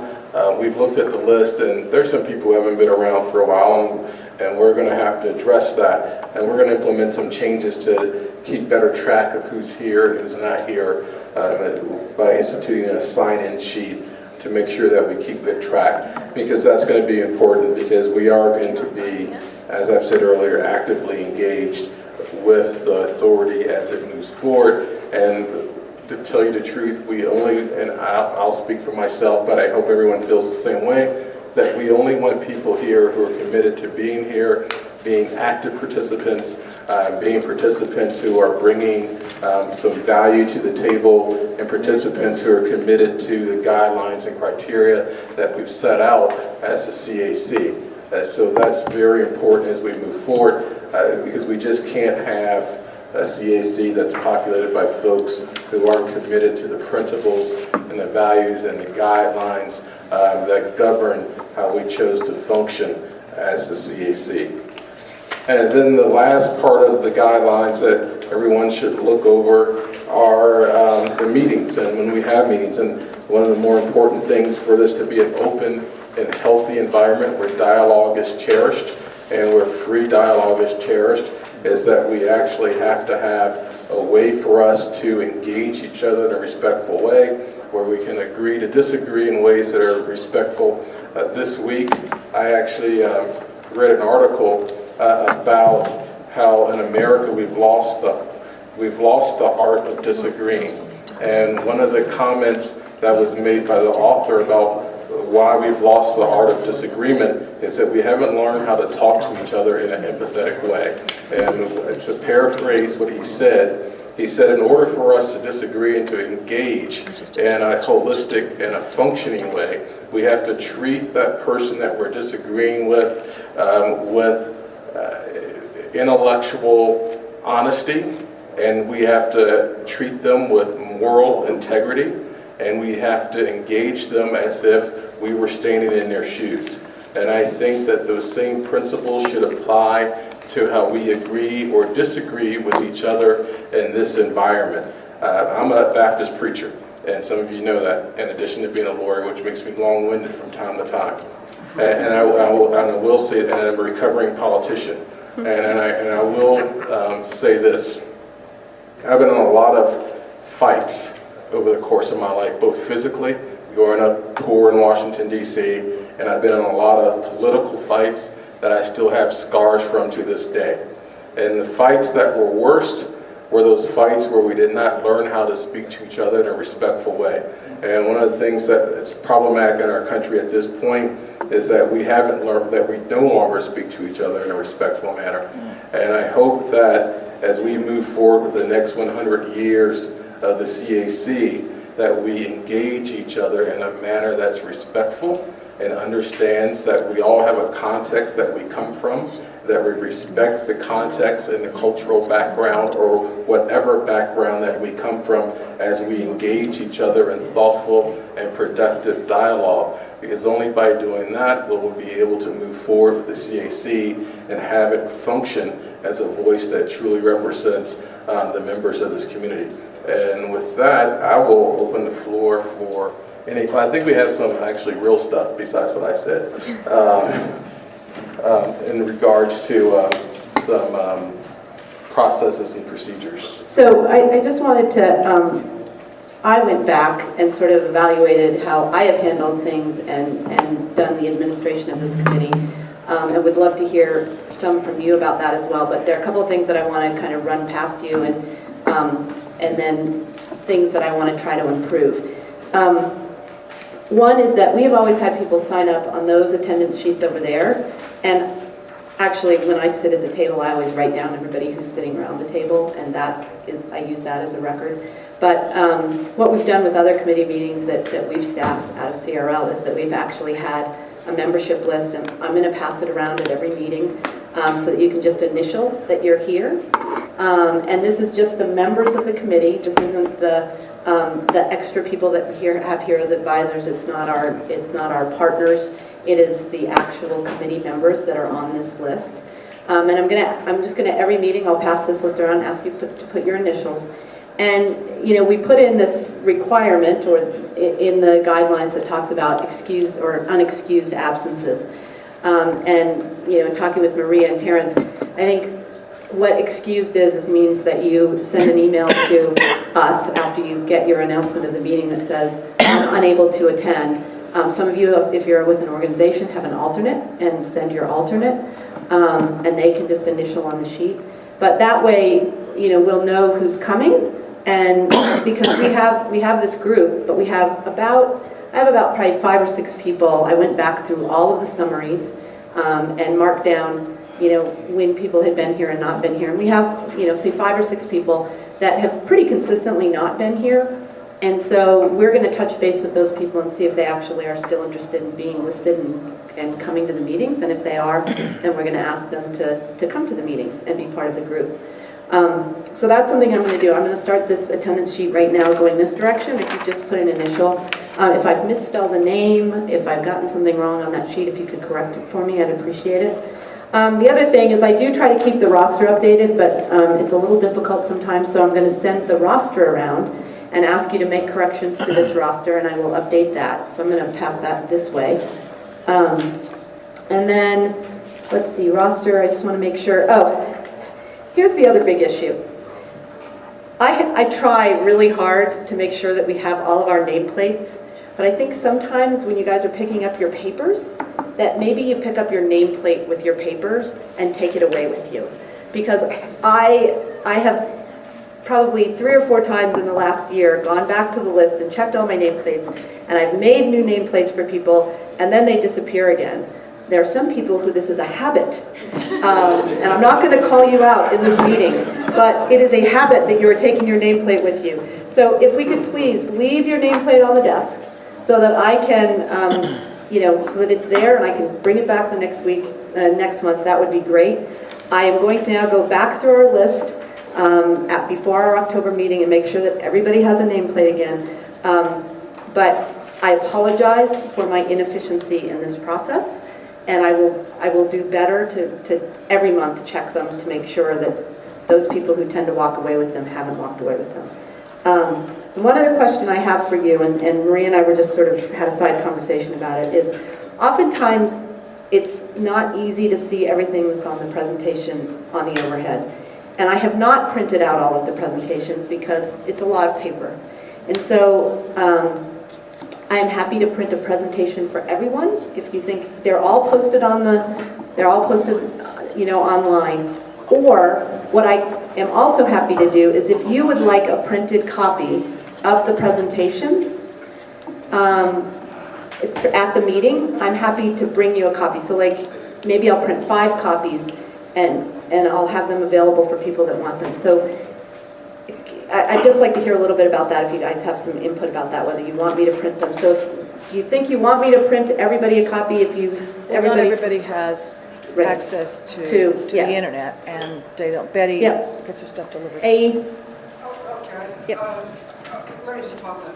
I don't want to limit the options for those things. I wish that we would take part of our $1 million and invest in a high-resolution monitor and do direct computer and projection into a monitor.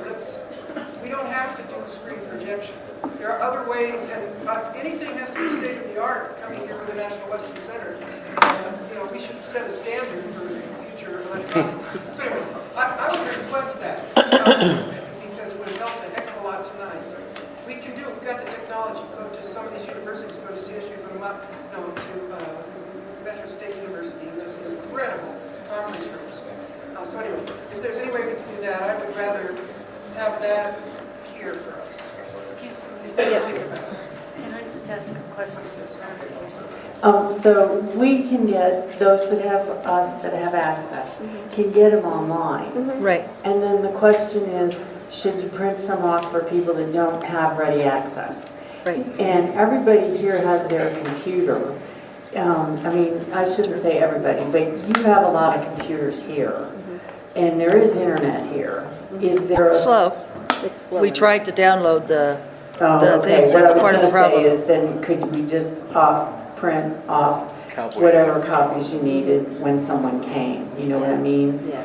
That's what I was thinking. Okay. I should. I'll deal with that, but I think what I'm going to try to do is bring, I'll try at the next meeting, I will bring a few extra sets for people, and we'll have them available of the entire packet, and then we'll see how that works. Because I do think it is excessive to print 40 color copies of everything, but I think what I want to do is offer that as an option as well. So, yep, Dave? How long do we keep them big binders? What are we going to be bringing those back down to? Well, again, Dave, all of those things are now stored electronically. We have those available online, and you're welcome to keep that binder as long as you would like to keep that binder. We're not going to bring it back. It is your copy of the framework and all of the supporting documents, and it is yours to save forever and ever and ever. And then some. And I have 6 extra ones in my office if anybody needs one. Recycle it, please. So, okay, Maria?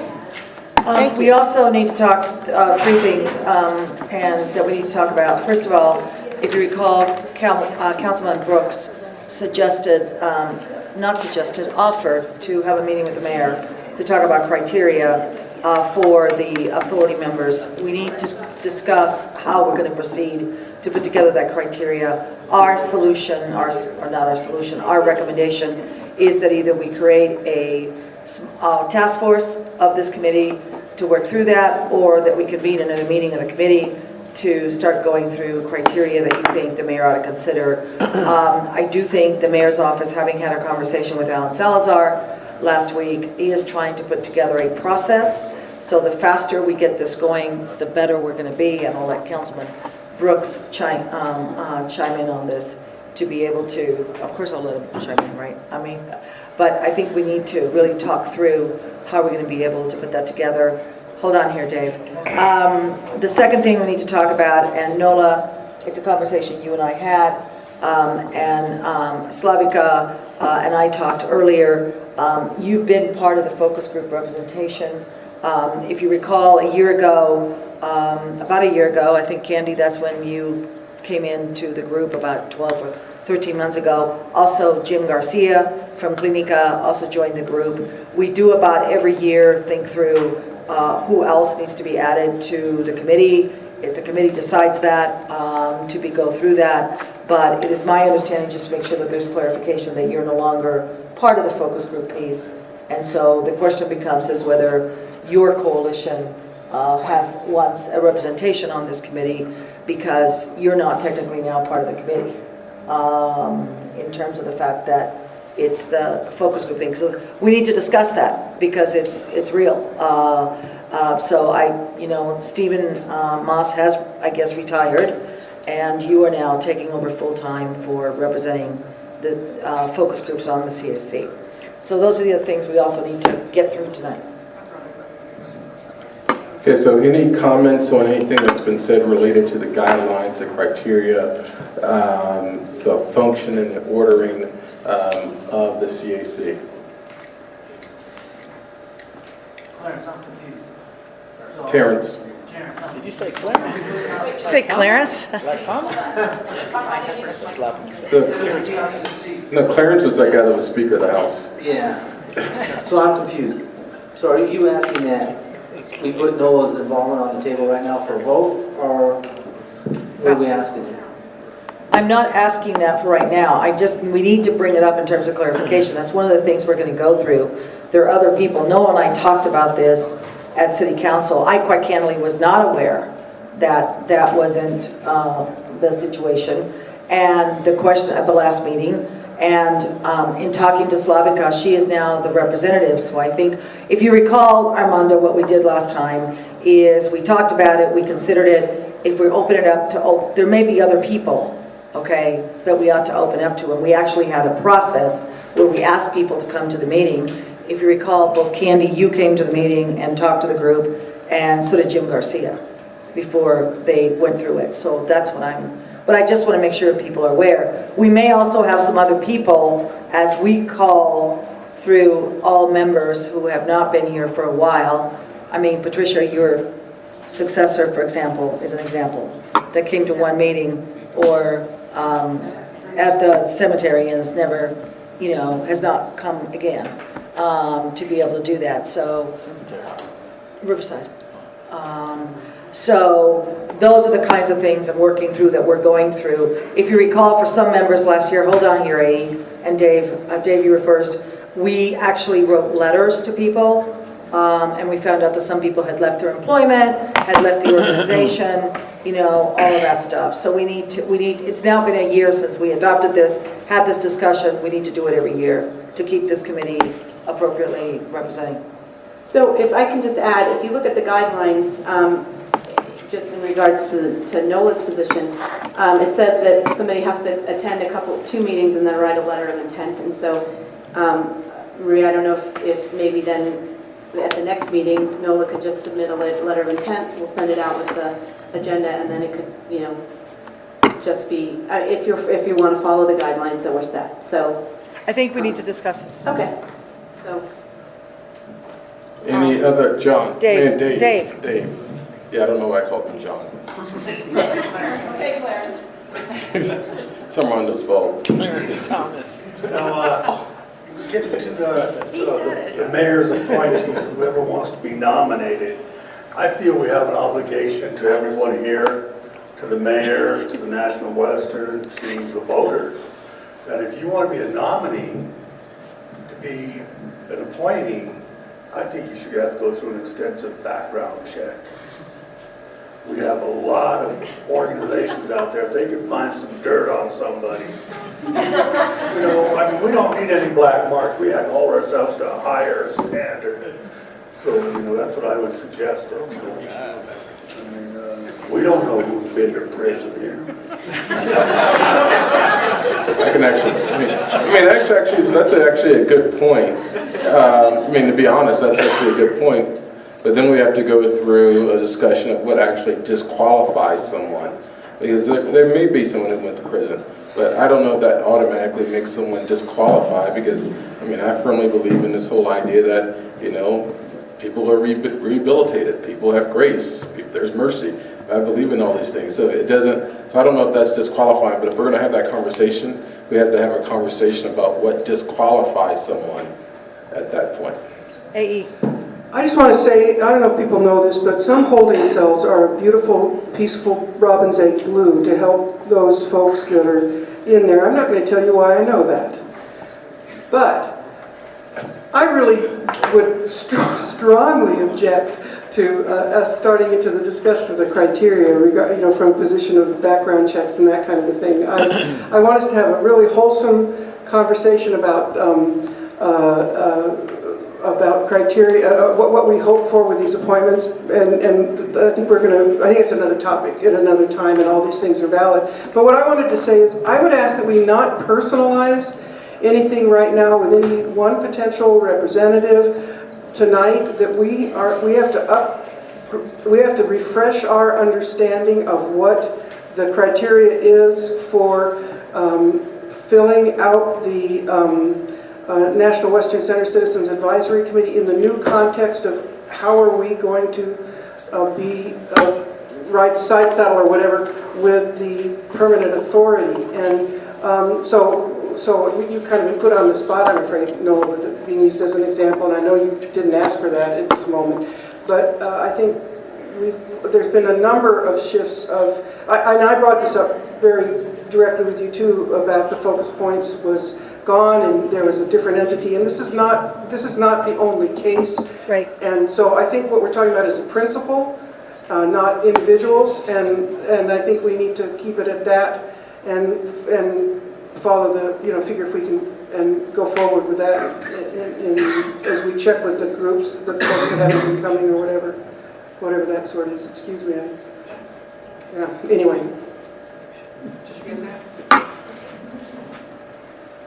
Anyone else? Okay. Nola. I'm not going to address the personal situation. I'm more concerned of how this body becomes dynamic and how, the last person that came in was Candy, and that was a year ago. So why do we not have new people coming in? Why do we not have a sort of like a way for people to enter that's really welcoming and comfortable? I don't know. I just feel like there should be a little bit more thought around that. We actually, I would say that I think we put a lot of thought into this last year when we did the criteria and guidelines and criteria. I don't know if we've been aggressive enough, and I'll put it on us, I don't know if we've been aggressive enough in recruiting new members at this point, but there is a process by which new people can become members of the CAC. And so perhaps we need to, and that's part of why we're reviewing this right now, is that what is our role on our end in terms of getting new people in here? How do we facilitate that process in a way that's thorough but yet not onerous? And so that's a fair question. It's something we need to look at. Vincent. I would just say quickly that I get the opportunity or the honor of working with 55 people every year and walking them through a journey of leadership and contribution to their community. Right? That's what the Family Leadership Training Institute does with Colorado State here in this neighborhood. And there's something about it that's magic. And that magic occurs every single year because of the diversity and literally the diversity in thought, class, education, criminal background history, and everything else. When those people come together and there's one requirement, right? The requirement is that you care about and want to do something for your community and for the children who are part of it. And in this case, obviously, it would be something just a little bit different, but that you want to be here. And always when that engagement process in some kind of a way, when we lose people and we lose their engagement, it's as important to look at as the recruitment of new people. Because something that's new and shiny and exciting is really great, and there's always a reason we lose engagement as well. And I think, I have not been here, obviously, throughout the entire process to have an intimate understanding of what everything is, although I've looked from the outside. But I think both of those conversations would be equally important, both new and old, what happened and where's the trust. John.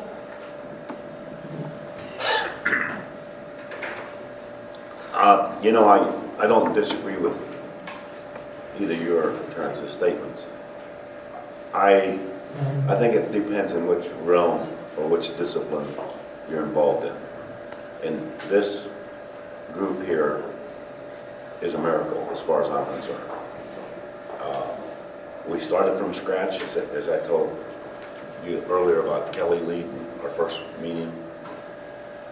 And I'm a strong advocate of people declaring their self-interest. I think everyone in this room is here because of their self-interest, whatever it might be. And melding that with the mutual interest of this group is how we make process. I don't particularly like the idea of trying to go out and recruit people to come and jump on the bandwagon 4 years later. I've done some terrible things in my efforts in life. And I've always made the practice of saying and doing, you go with what you got. And we, in fact, created a miracle, what we've done here in what we had to work with.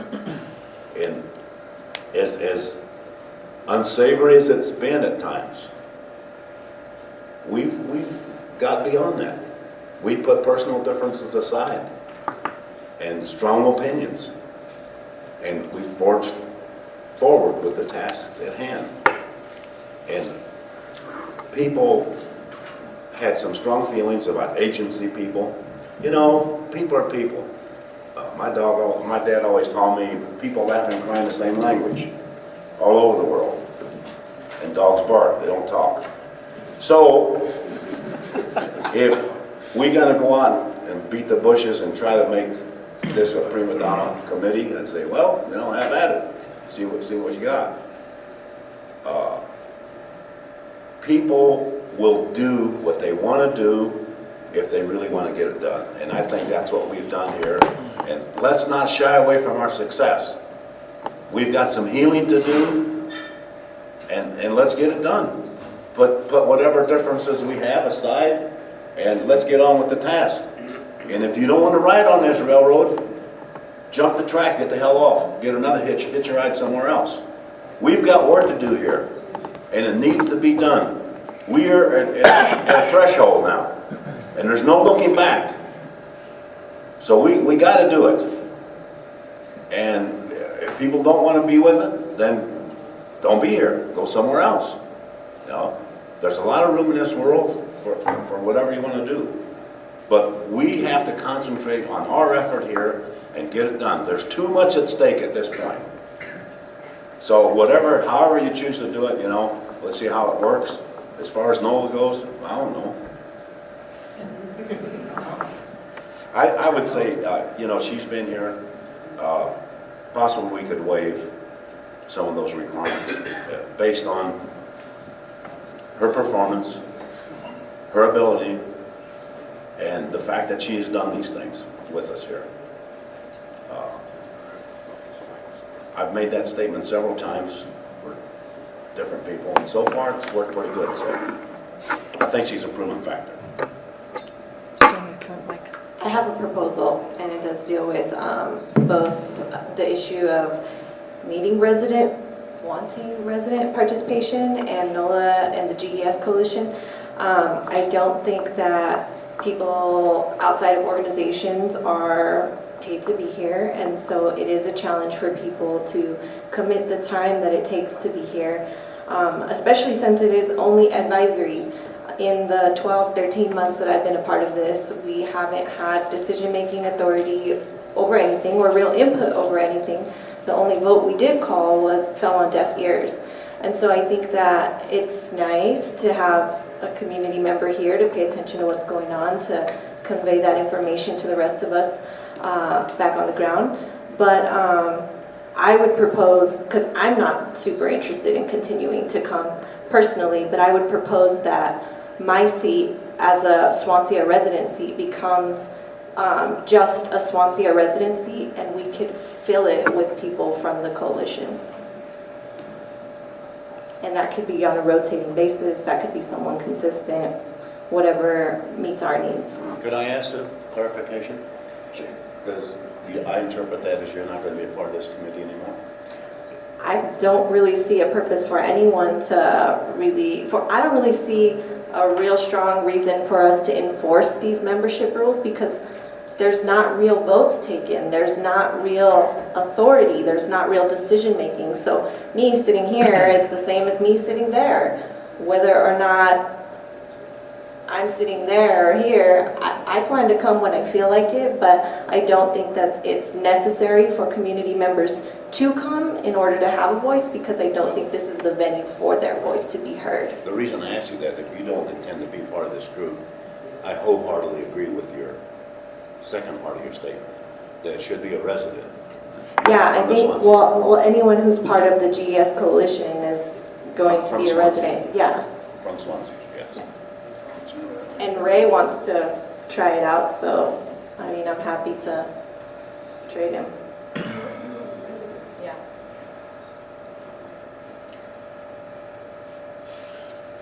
A. Where's the other mic? Here. Yeah.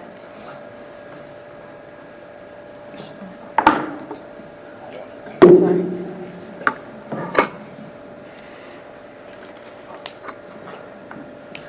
I'm 100% in support of any attrition that is a resident, remain a resident. So I support that. I wholeheartedly disagree with the generalization of not having impact. I think that we were able to affect the legal language of the permanent authority in what may have seemed like a small increment by meticulously looking at that. I do believe that there are ways that people can be very effective on this. This is an advisory committee. That the reality is that I do feel like if anyone feels that there is no effective reason for them to be on this, especially you do much good work in many ways in other arenas as well. So the precious minutes of your life, you have to choose, where you can be effective, and we all have to say that. I think that we ought to, go ahead and put on the agenda for a time when we're not like a half an hour over. Right now, a very forthright discussion of after we evaluate what do these other folks want to do, we might be able to increase the residential constituency on here. I think that all of us and each of us has to evaluate, including myself, and I'm in that process, how we can be effective going forward with what the next phase is relative to what the deliverables are of this project and how we do engagement. And I also feel like we're going to come into maybe some rough waters here we have to discuss. And with this, what's the fund? The Community Investment Fund. There's a lot of folks that are formulating ideas and possible projects, and I want to make sure that we don't, and I'm saying this wanting to be very constructive and aware of what we're doing. I feel ignorant in this area. We have to have the National Western Summer Citizens Advisory Committee that doesn't limit opportunities through conflict of interest relative to competing possibilities for funding for when we put together the Community Investment Fund. And we have some things to talk about in those directions. And so I want to be presented by constituency representation coming on. I want to be presented as how is this the very best thing for the very best possible ideas and solutions by expanding the representation and defining membership. And how is this all going to work?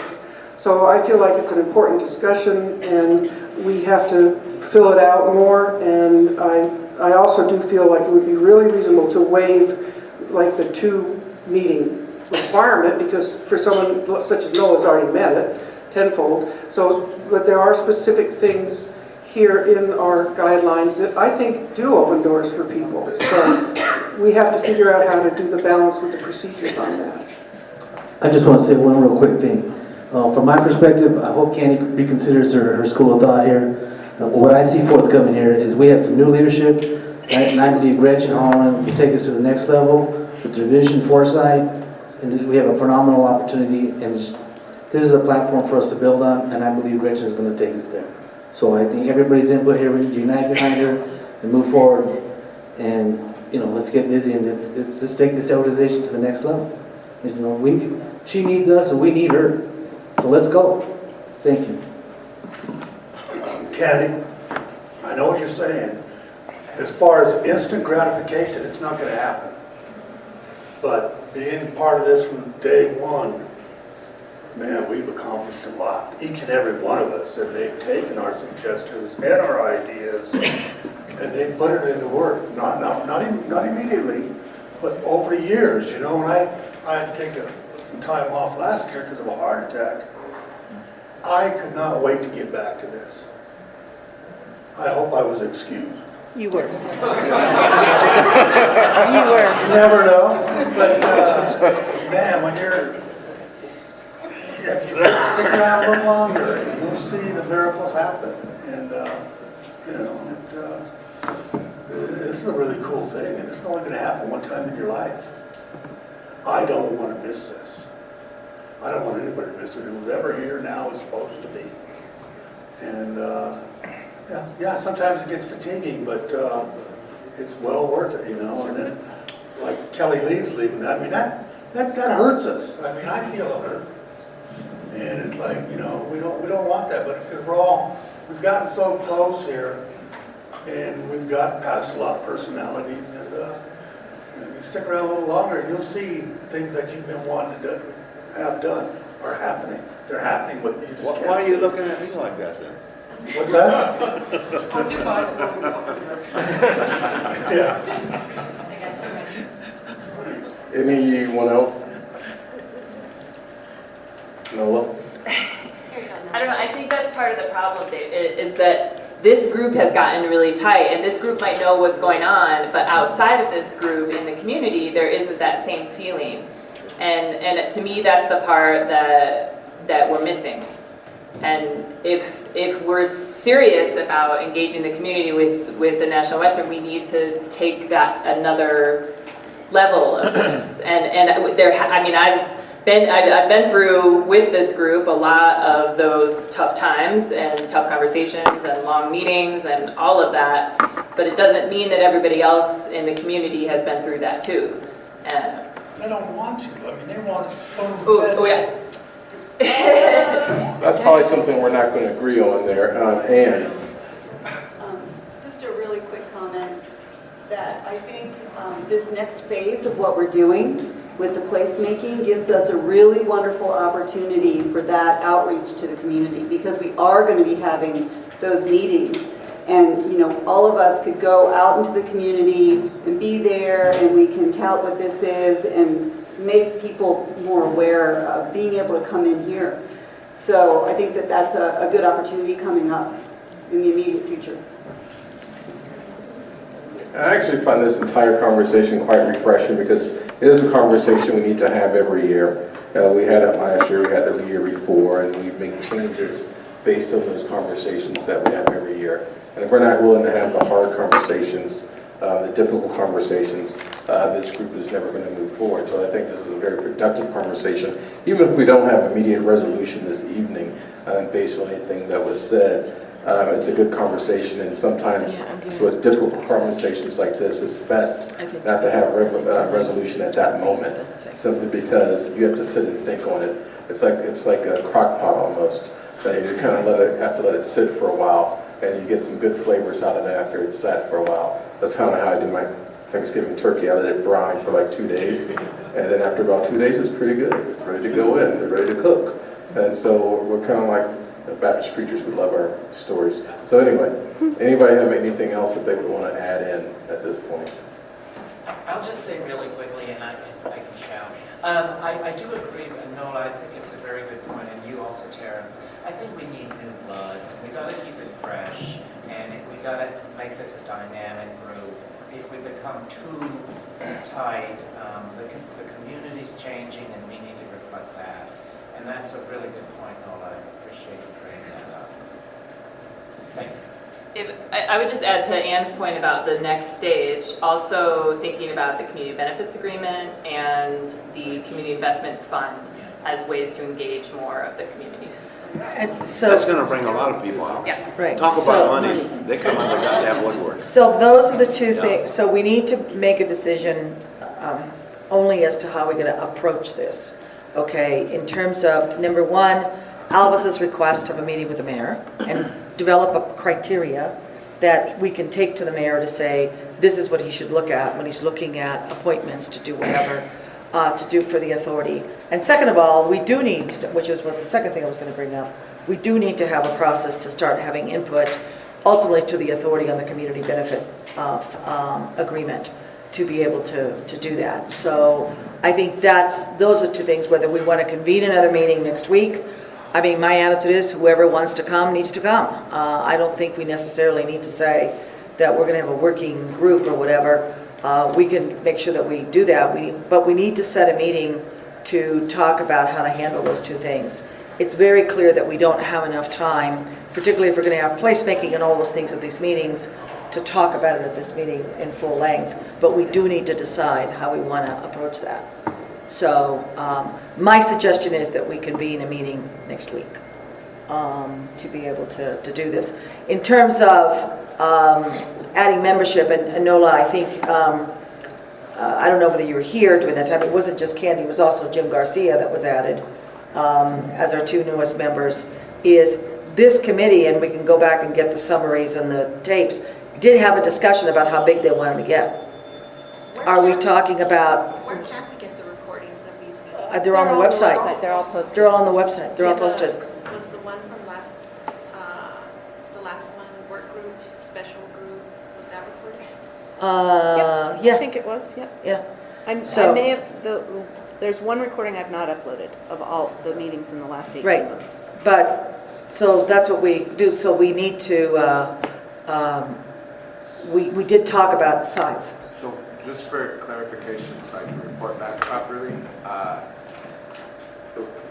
what are the two decisions there's two decisions that need to be made, which is one to the mayor, yes, and like those suggestions, and then the process? So what is They're the both decision? process. They're both process questions, okay? We, number one, need to decide how we're going to process to get together to submit a list of criteria that this group wants, that the mayor ought to consider when he's making his appointments to the authority. Councilman Brooks to the authority, which is yet to be named, right? Because you want to get that in right away so that it can go into the mayor's thinking, okay, as he starts going through names. Councilman Brooks suggested at the last meeting that he would be willing to use his time with the mayor, okay, which is a half an hour, right? Or an hour or so, every Tuesday morning that he has with the mayor, to turn over to the committee to meet with the mayor to talk about appointments and how the mayor ought to approach it. Also, Terrence suggested that, or I think implied that maybe the mayor would come to a meeting here. I think we need to work that out, the details. I mean, the mayor's meeting with you is usually 9:30 or 9:15 on Tuesday mornings, and I don't know how realistic that is for a lot of people to be able to attend. So those are the two things we need, immediate things that relate to the mayor. The second piece is the processes are going to start working on gathering information as to what constitutes a community benefit agreement. Does that make sense? I mean, as you know, a lot of people, I mean, and I think to your point where you said we also need to look at the people who have not come, who have stopped coming for other reasons. We did that last year, and that's where we found there's some people who had moved or moved on and did not want to participate anymore, or were not part of that. We need to do that again this year, just to understand whether they really want to continue, or they're having challenges in attending, or they're no longer interested, or what it is to do that. So we need to do that. I think we need to do that. I think we need to send people that actually write, we need to call them, and then we also need to follow up with some sort of written communication to make sure that we get that dialogue going. So to my question again, do we want to meet next week to start talking about the process for all these for these two issues? Because I don't know, Gretchen, are you still here? I mean, I don't think there's the time. The authority is going to be stood up in the beginning of January of 2018, but obviously names are already starting. Other people besides this group and other are suggesting names, etc., to be able to do that. So we need to walk through that. Thoughts? Just real quick, can we have one, I go along with another meeting, I think it's really hard for everybody. Right.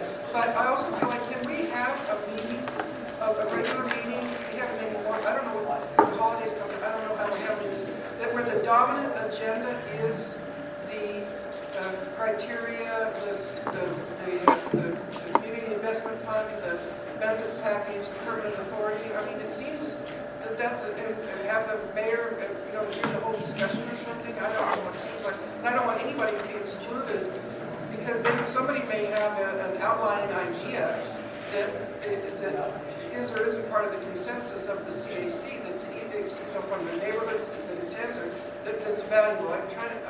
I just feel like I want to. I think we can have a meeting dedicated to that. I am worried because we don't have clarity, and I was talking to Gretchen about that, on timing, that our meeting in October may be too late for some of this stuff to effectuate. Our meeting in October is October 27th or something like that. Sure. That's way too late. Hi, everybody. I just wanted to, well, first express again how much I'm going to miss Kelly, but how excited I am about this whole project. But I do think one of our takeaways from the city team is to go talk to the mayor's chief of staff, who will help the mayor run through his process and thinking, and send back a timeline to you all so you know what general schedule he's thinking that you're working with. But I would emphasize Maria's point that sooner is better. I do know that folks are approaching the mayor, and right now they are just collecting names from folks that have come up to him. He was on a trip to London, and I know that even folks there on that trip were taking advantage of his time to recommend folks or put in a word. So that just happens when you have an agreement like this. There is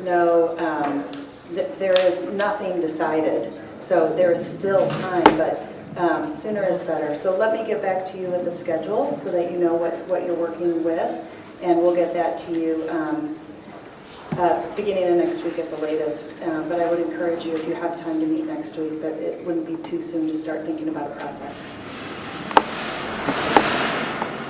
Maybe we can have Liz announce some proposed dates tomorrow via email. Then I think consider like a morning meeting and not another evening. We're open to do whatever. Like 8, start at 8. We're not all agency people.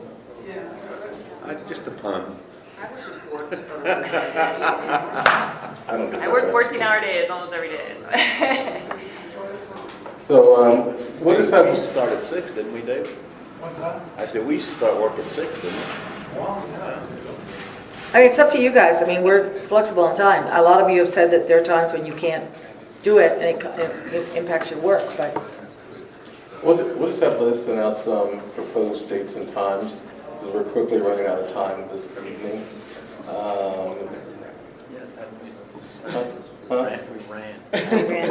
We ran out, but we still have Tim.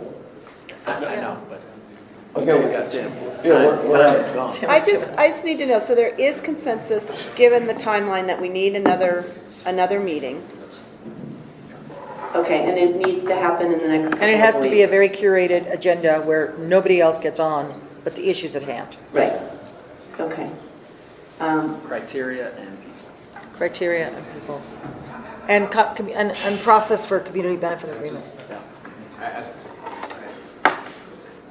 Okay. Just knowing Jocelyn's schedule, so now I'm literally putting myself in those shoes, that, and especially with the importance of the decision, in that, I think that having, informing everyone who might be a part of or is still, technically a part of, the CAC or whoever needs to be making those decisions should have the opportunity to be part of that scheduling process. So I think it would be hard to make that decision tonight. Right. So we've decided that we're going to send something out, and we will call all the people who have been, just about, we can tell whether people have opened their emails or not. So, and we will follow up with the ones that haven't or we haven't heard from. So, to be able to do that. Okay, we will do that. Mr. Santos. John, and then Tim, can we let Tim go? Go ahead, Tim. And do his presentation. And I think our microphones are running out of power. Yes.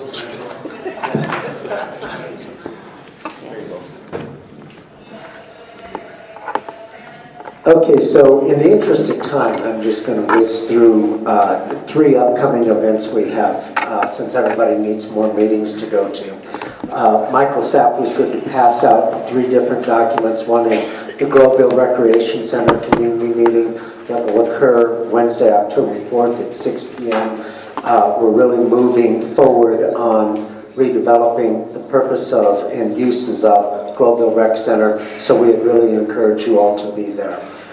Heron Pond, we're going to have an event on Saturday, October 7th from 10 a.m. to approximately noon. It's really to be able to show you the options that we've come up with that we would like community input on for Heron Pond.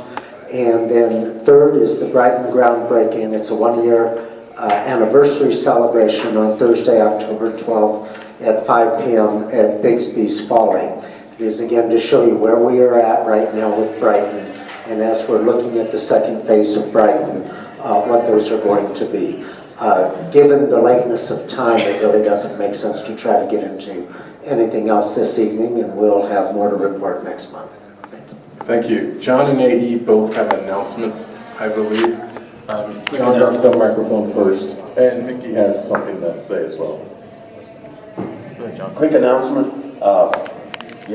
Believe it or not, I'm humbled. I said this at the other meeting. The people sitting on the corner might be smirking about it, but that's okay. It's just, Monday night, City Council. Northside Park will no longer be named Northside Park. It will be Carpio Sanguinet Park. After a lot of effort, a lot of time, a lot of support from our councilman, it's going to get done. We've had a lot of support at every step we've gone, and at the last subcommittee meeting of council, it was unanimously approved, so I have every expectation that it will be fully voted in Monday night. And we're going to have a hell of a celebration when it does happen down the line later on. Thank you. Hopefully you'll be there. Yes? Talk about the public hearing. It's a public hearing on Monday. Public hearing Monday night. Yeah, public hearing. That's what I'm going to do. City Council. Okay. Yeah. For the park. 5:30. Yeah. 5:30, whatever. Sign up. Will you John, send the mic to John, as I remember, you promised bourbon tonight, but I don't know what happened to that. Yeah, that water, at the park. I know it's late. About 3 weeks ago, Amazon announced that they were looking for a new home. Looking at what we had going at National Western, it met all of the criteria for the Amazon campus. Moreover, it was kind of ideal in terms of they were investing some $5 billion, creating 50,000 jobs, interested in really promoting agriculture. They recently bought Whole Foods, water, environment, education. And I'm passing around the master plan from National Western, which the vision statement, which I think we somehow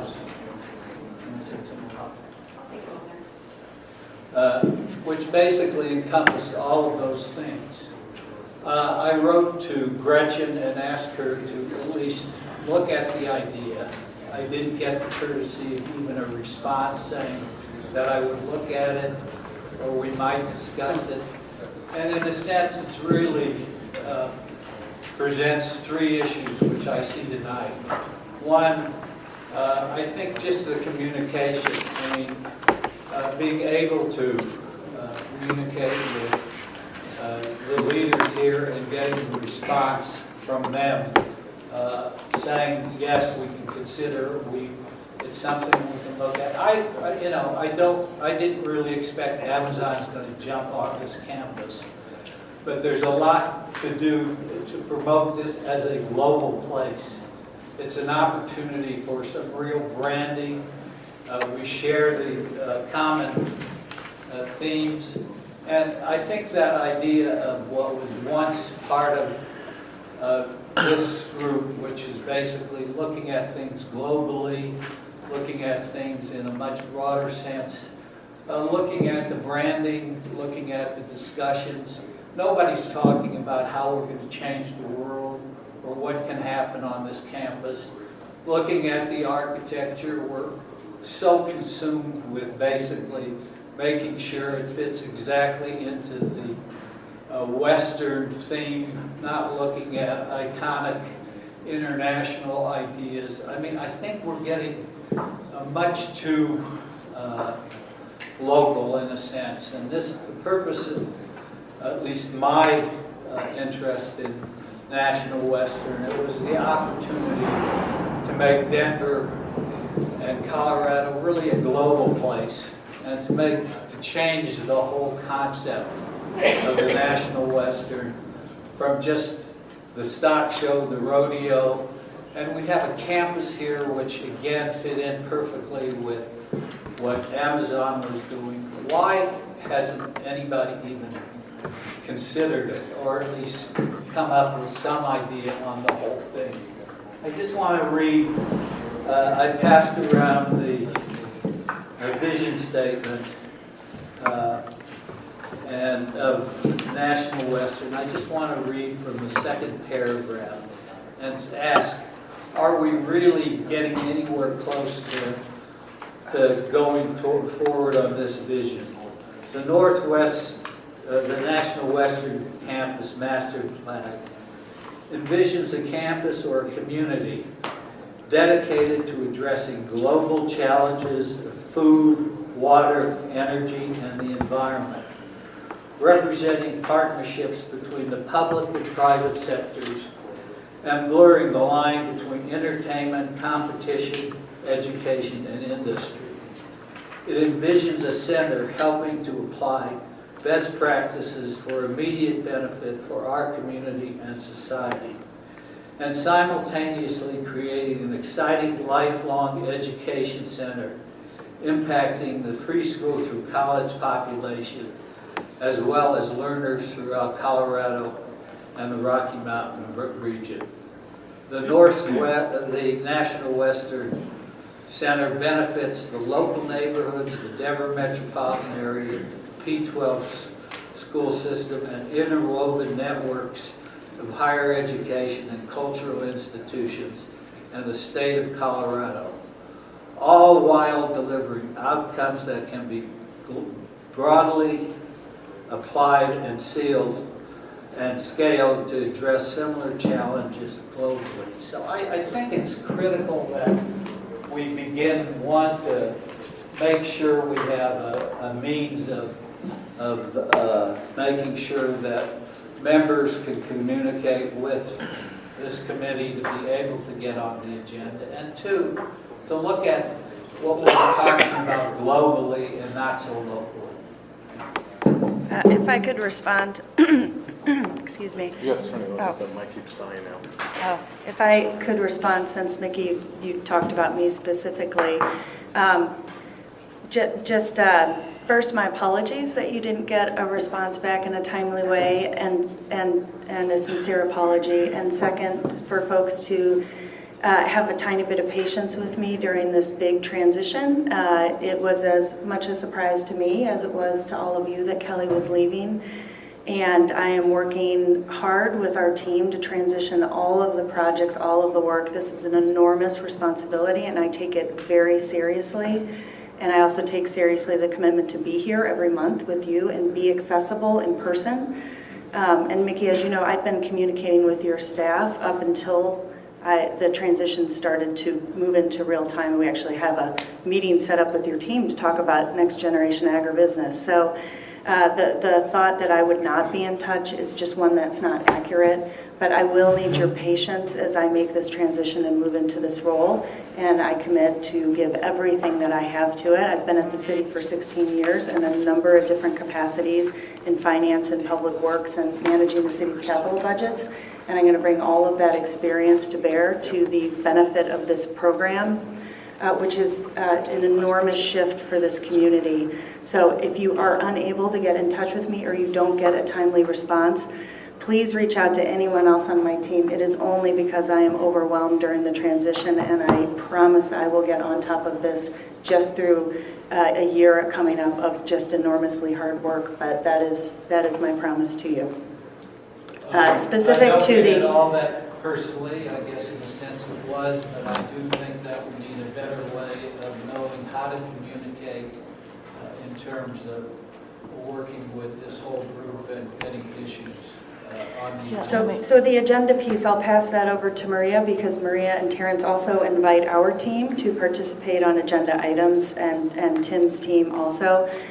Just before I do that, I wanted to address the Amazon comment specifically, in that during the transition, our Office of Economic Development at the city has been leading the discussion about what to propose back to Amazon and how to have Denver selected as one of the cities under consideration. So I did have a specific conversation. I was actually in an airport with my 12-year-old daughter during our mother-daughter trip to New York, which was timed we planned it for a year, and it was timed the day the announcement went out. I was at LaGuardia Airport on the phone with the Office of Economic Development talking about Amazon and talking about what that meant in the context of this plan and what we could or could not get in front of the master plan, but what timeline looked like, what opportunity looked like in terms of phasing. So I did download all of that information to the city team directly, and it's really in their hands. And we could honestly invite them to come here and talk about it, specific to the campus. If we get to that next level, I'm sure they'd be happy to do it. But they are the city's lead on that.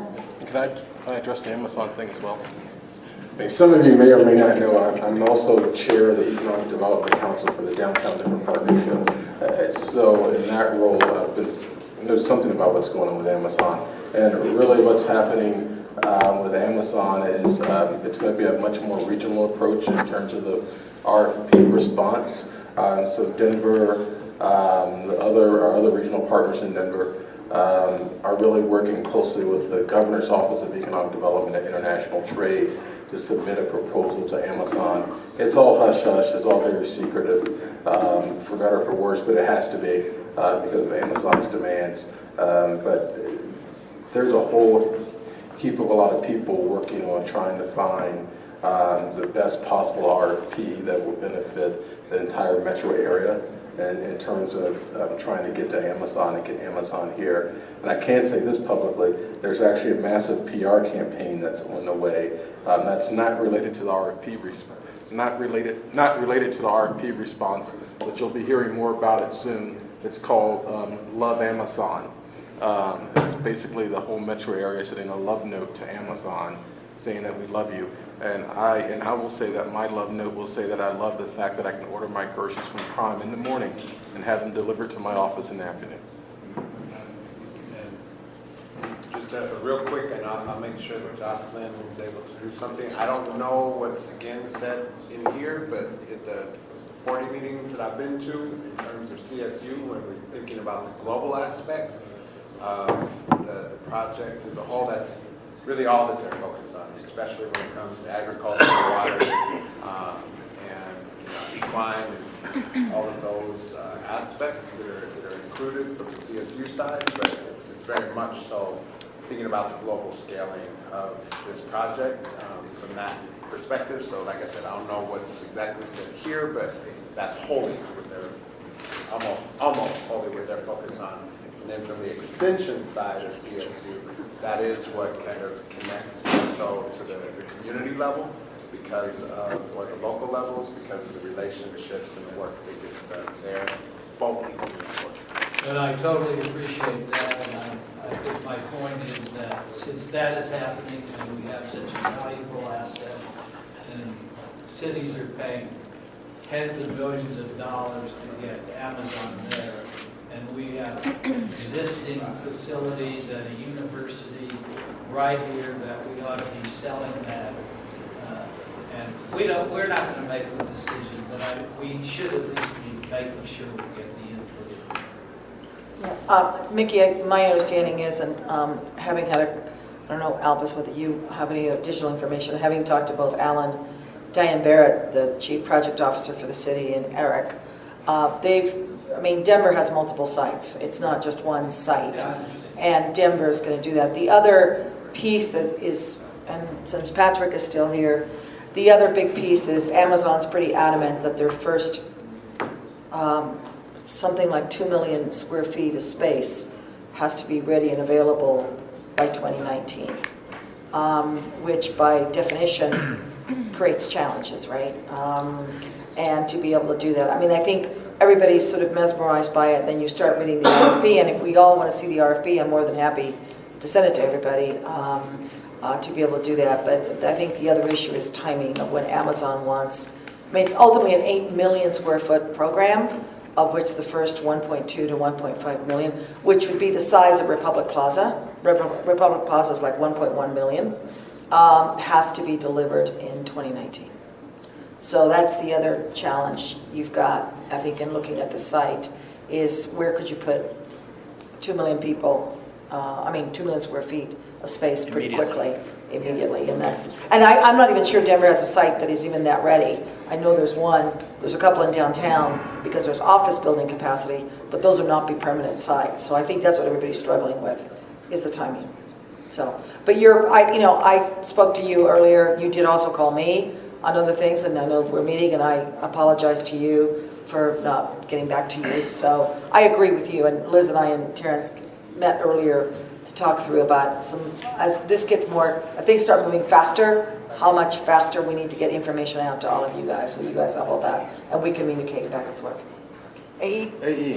Yeah. First, I just want to say, we got to get out of here, but our Denver GeoBond campaign is launched, 2A through G. It's a very fast campaign. I have endorsement letters here. This will get us infrastructure projects. If folks, would you please take flyers and try and get folks out. This is part of what benefits Washington Street, the bridge, that kind of a thing. And as many residents from Globeville that you can get to the October 4th meeting. This is one of those neighborhood rec centers that affects people in direct proximity. So anybody you know in the extended family in the neighborhoods. So, and I don't understand the Amazon thing. I want to say, I hope we can talk about it. I don't know why we would want an Amazon brand, but I want Amazon to be here with all those jobs. But I hope we can talk about that more. I just want to throw that in. Thank you. Yeah. The flyers in front of All right. Anything else for the good of the order? I think that's everything. Good night, everyone. See you next time.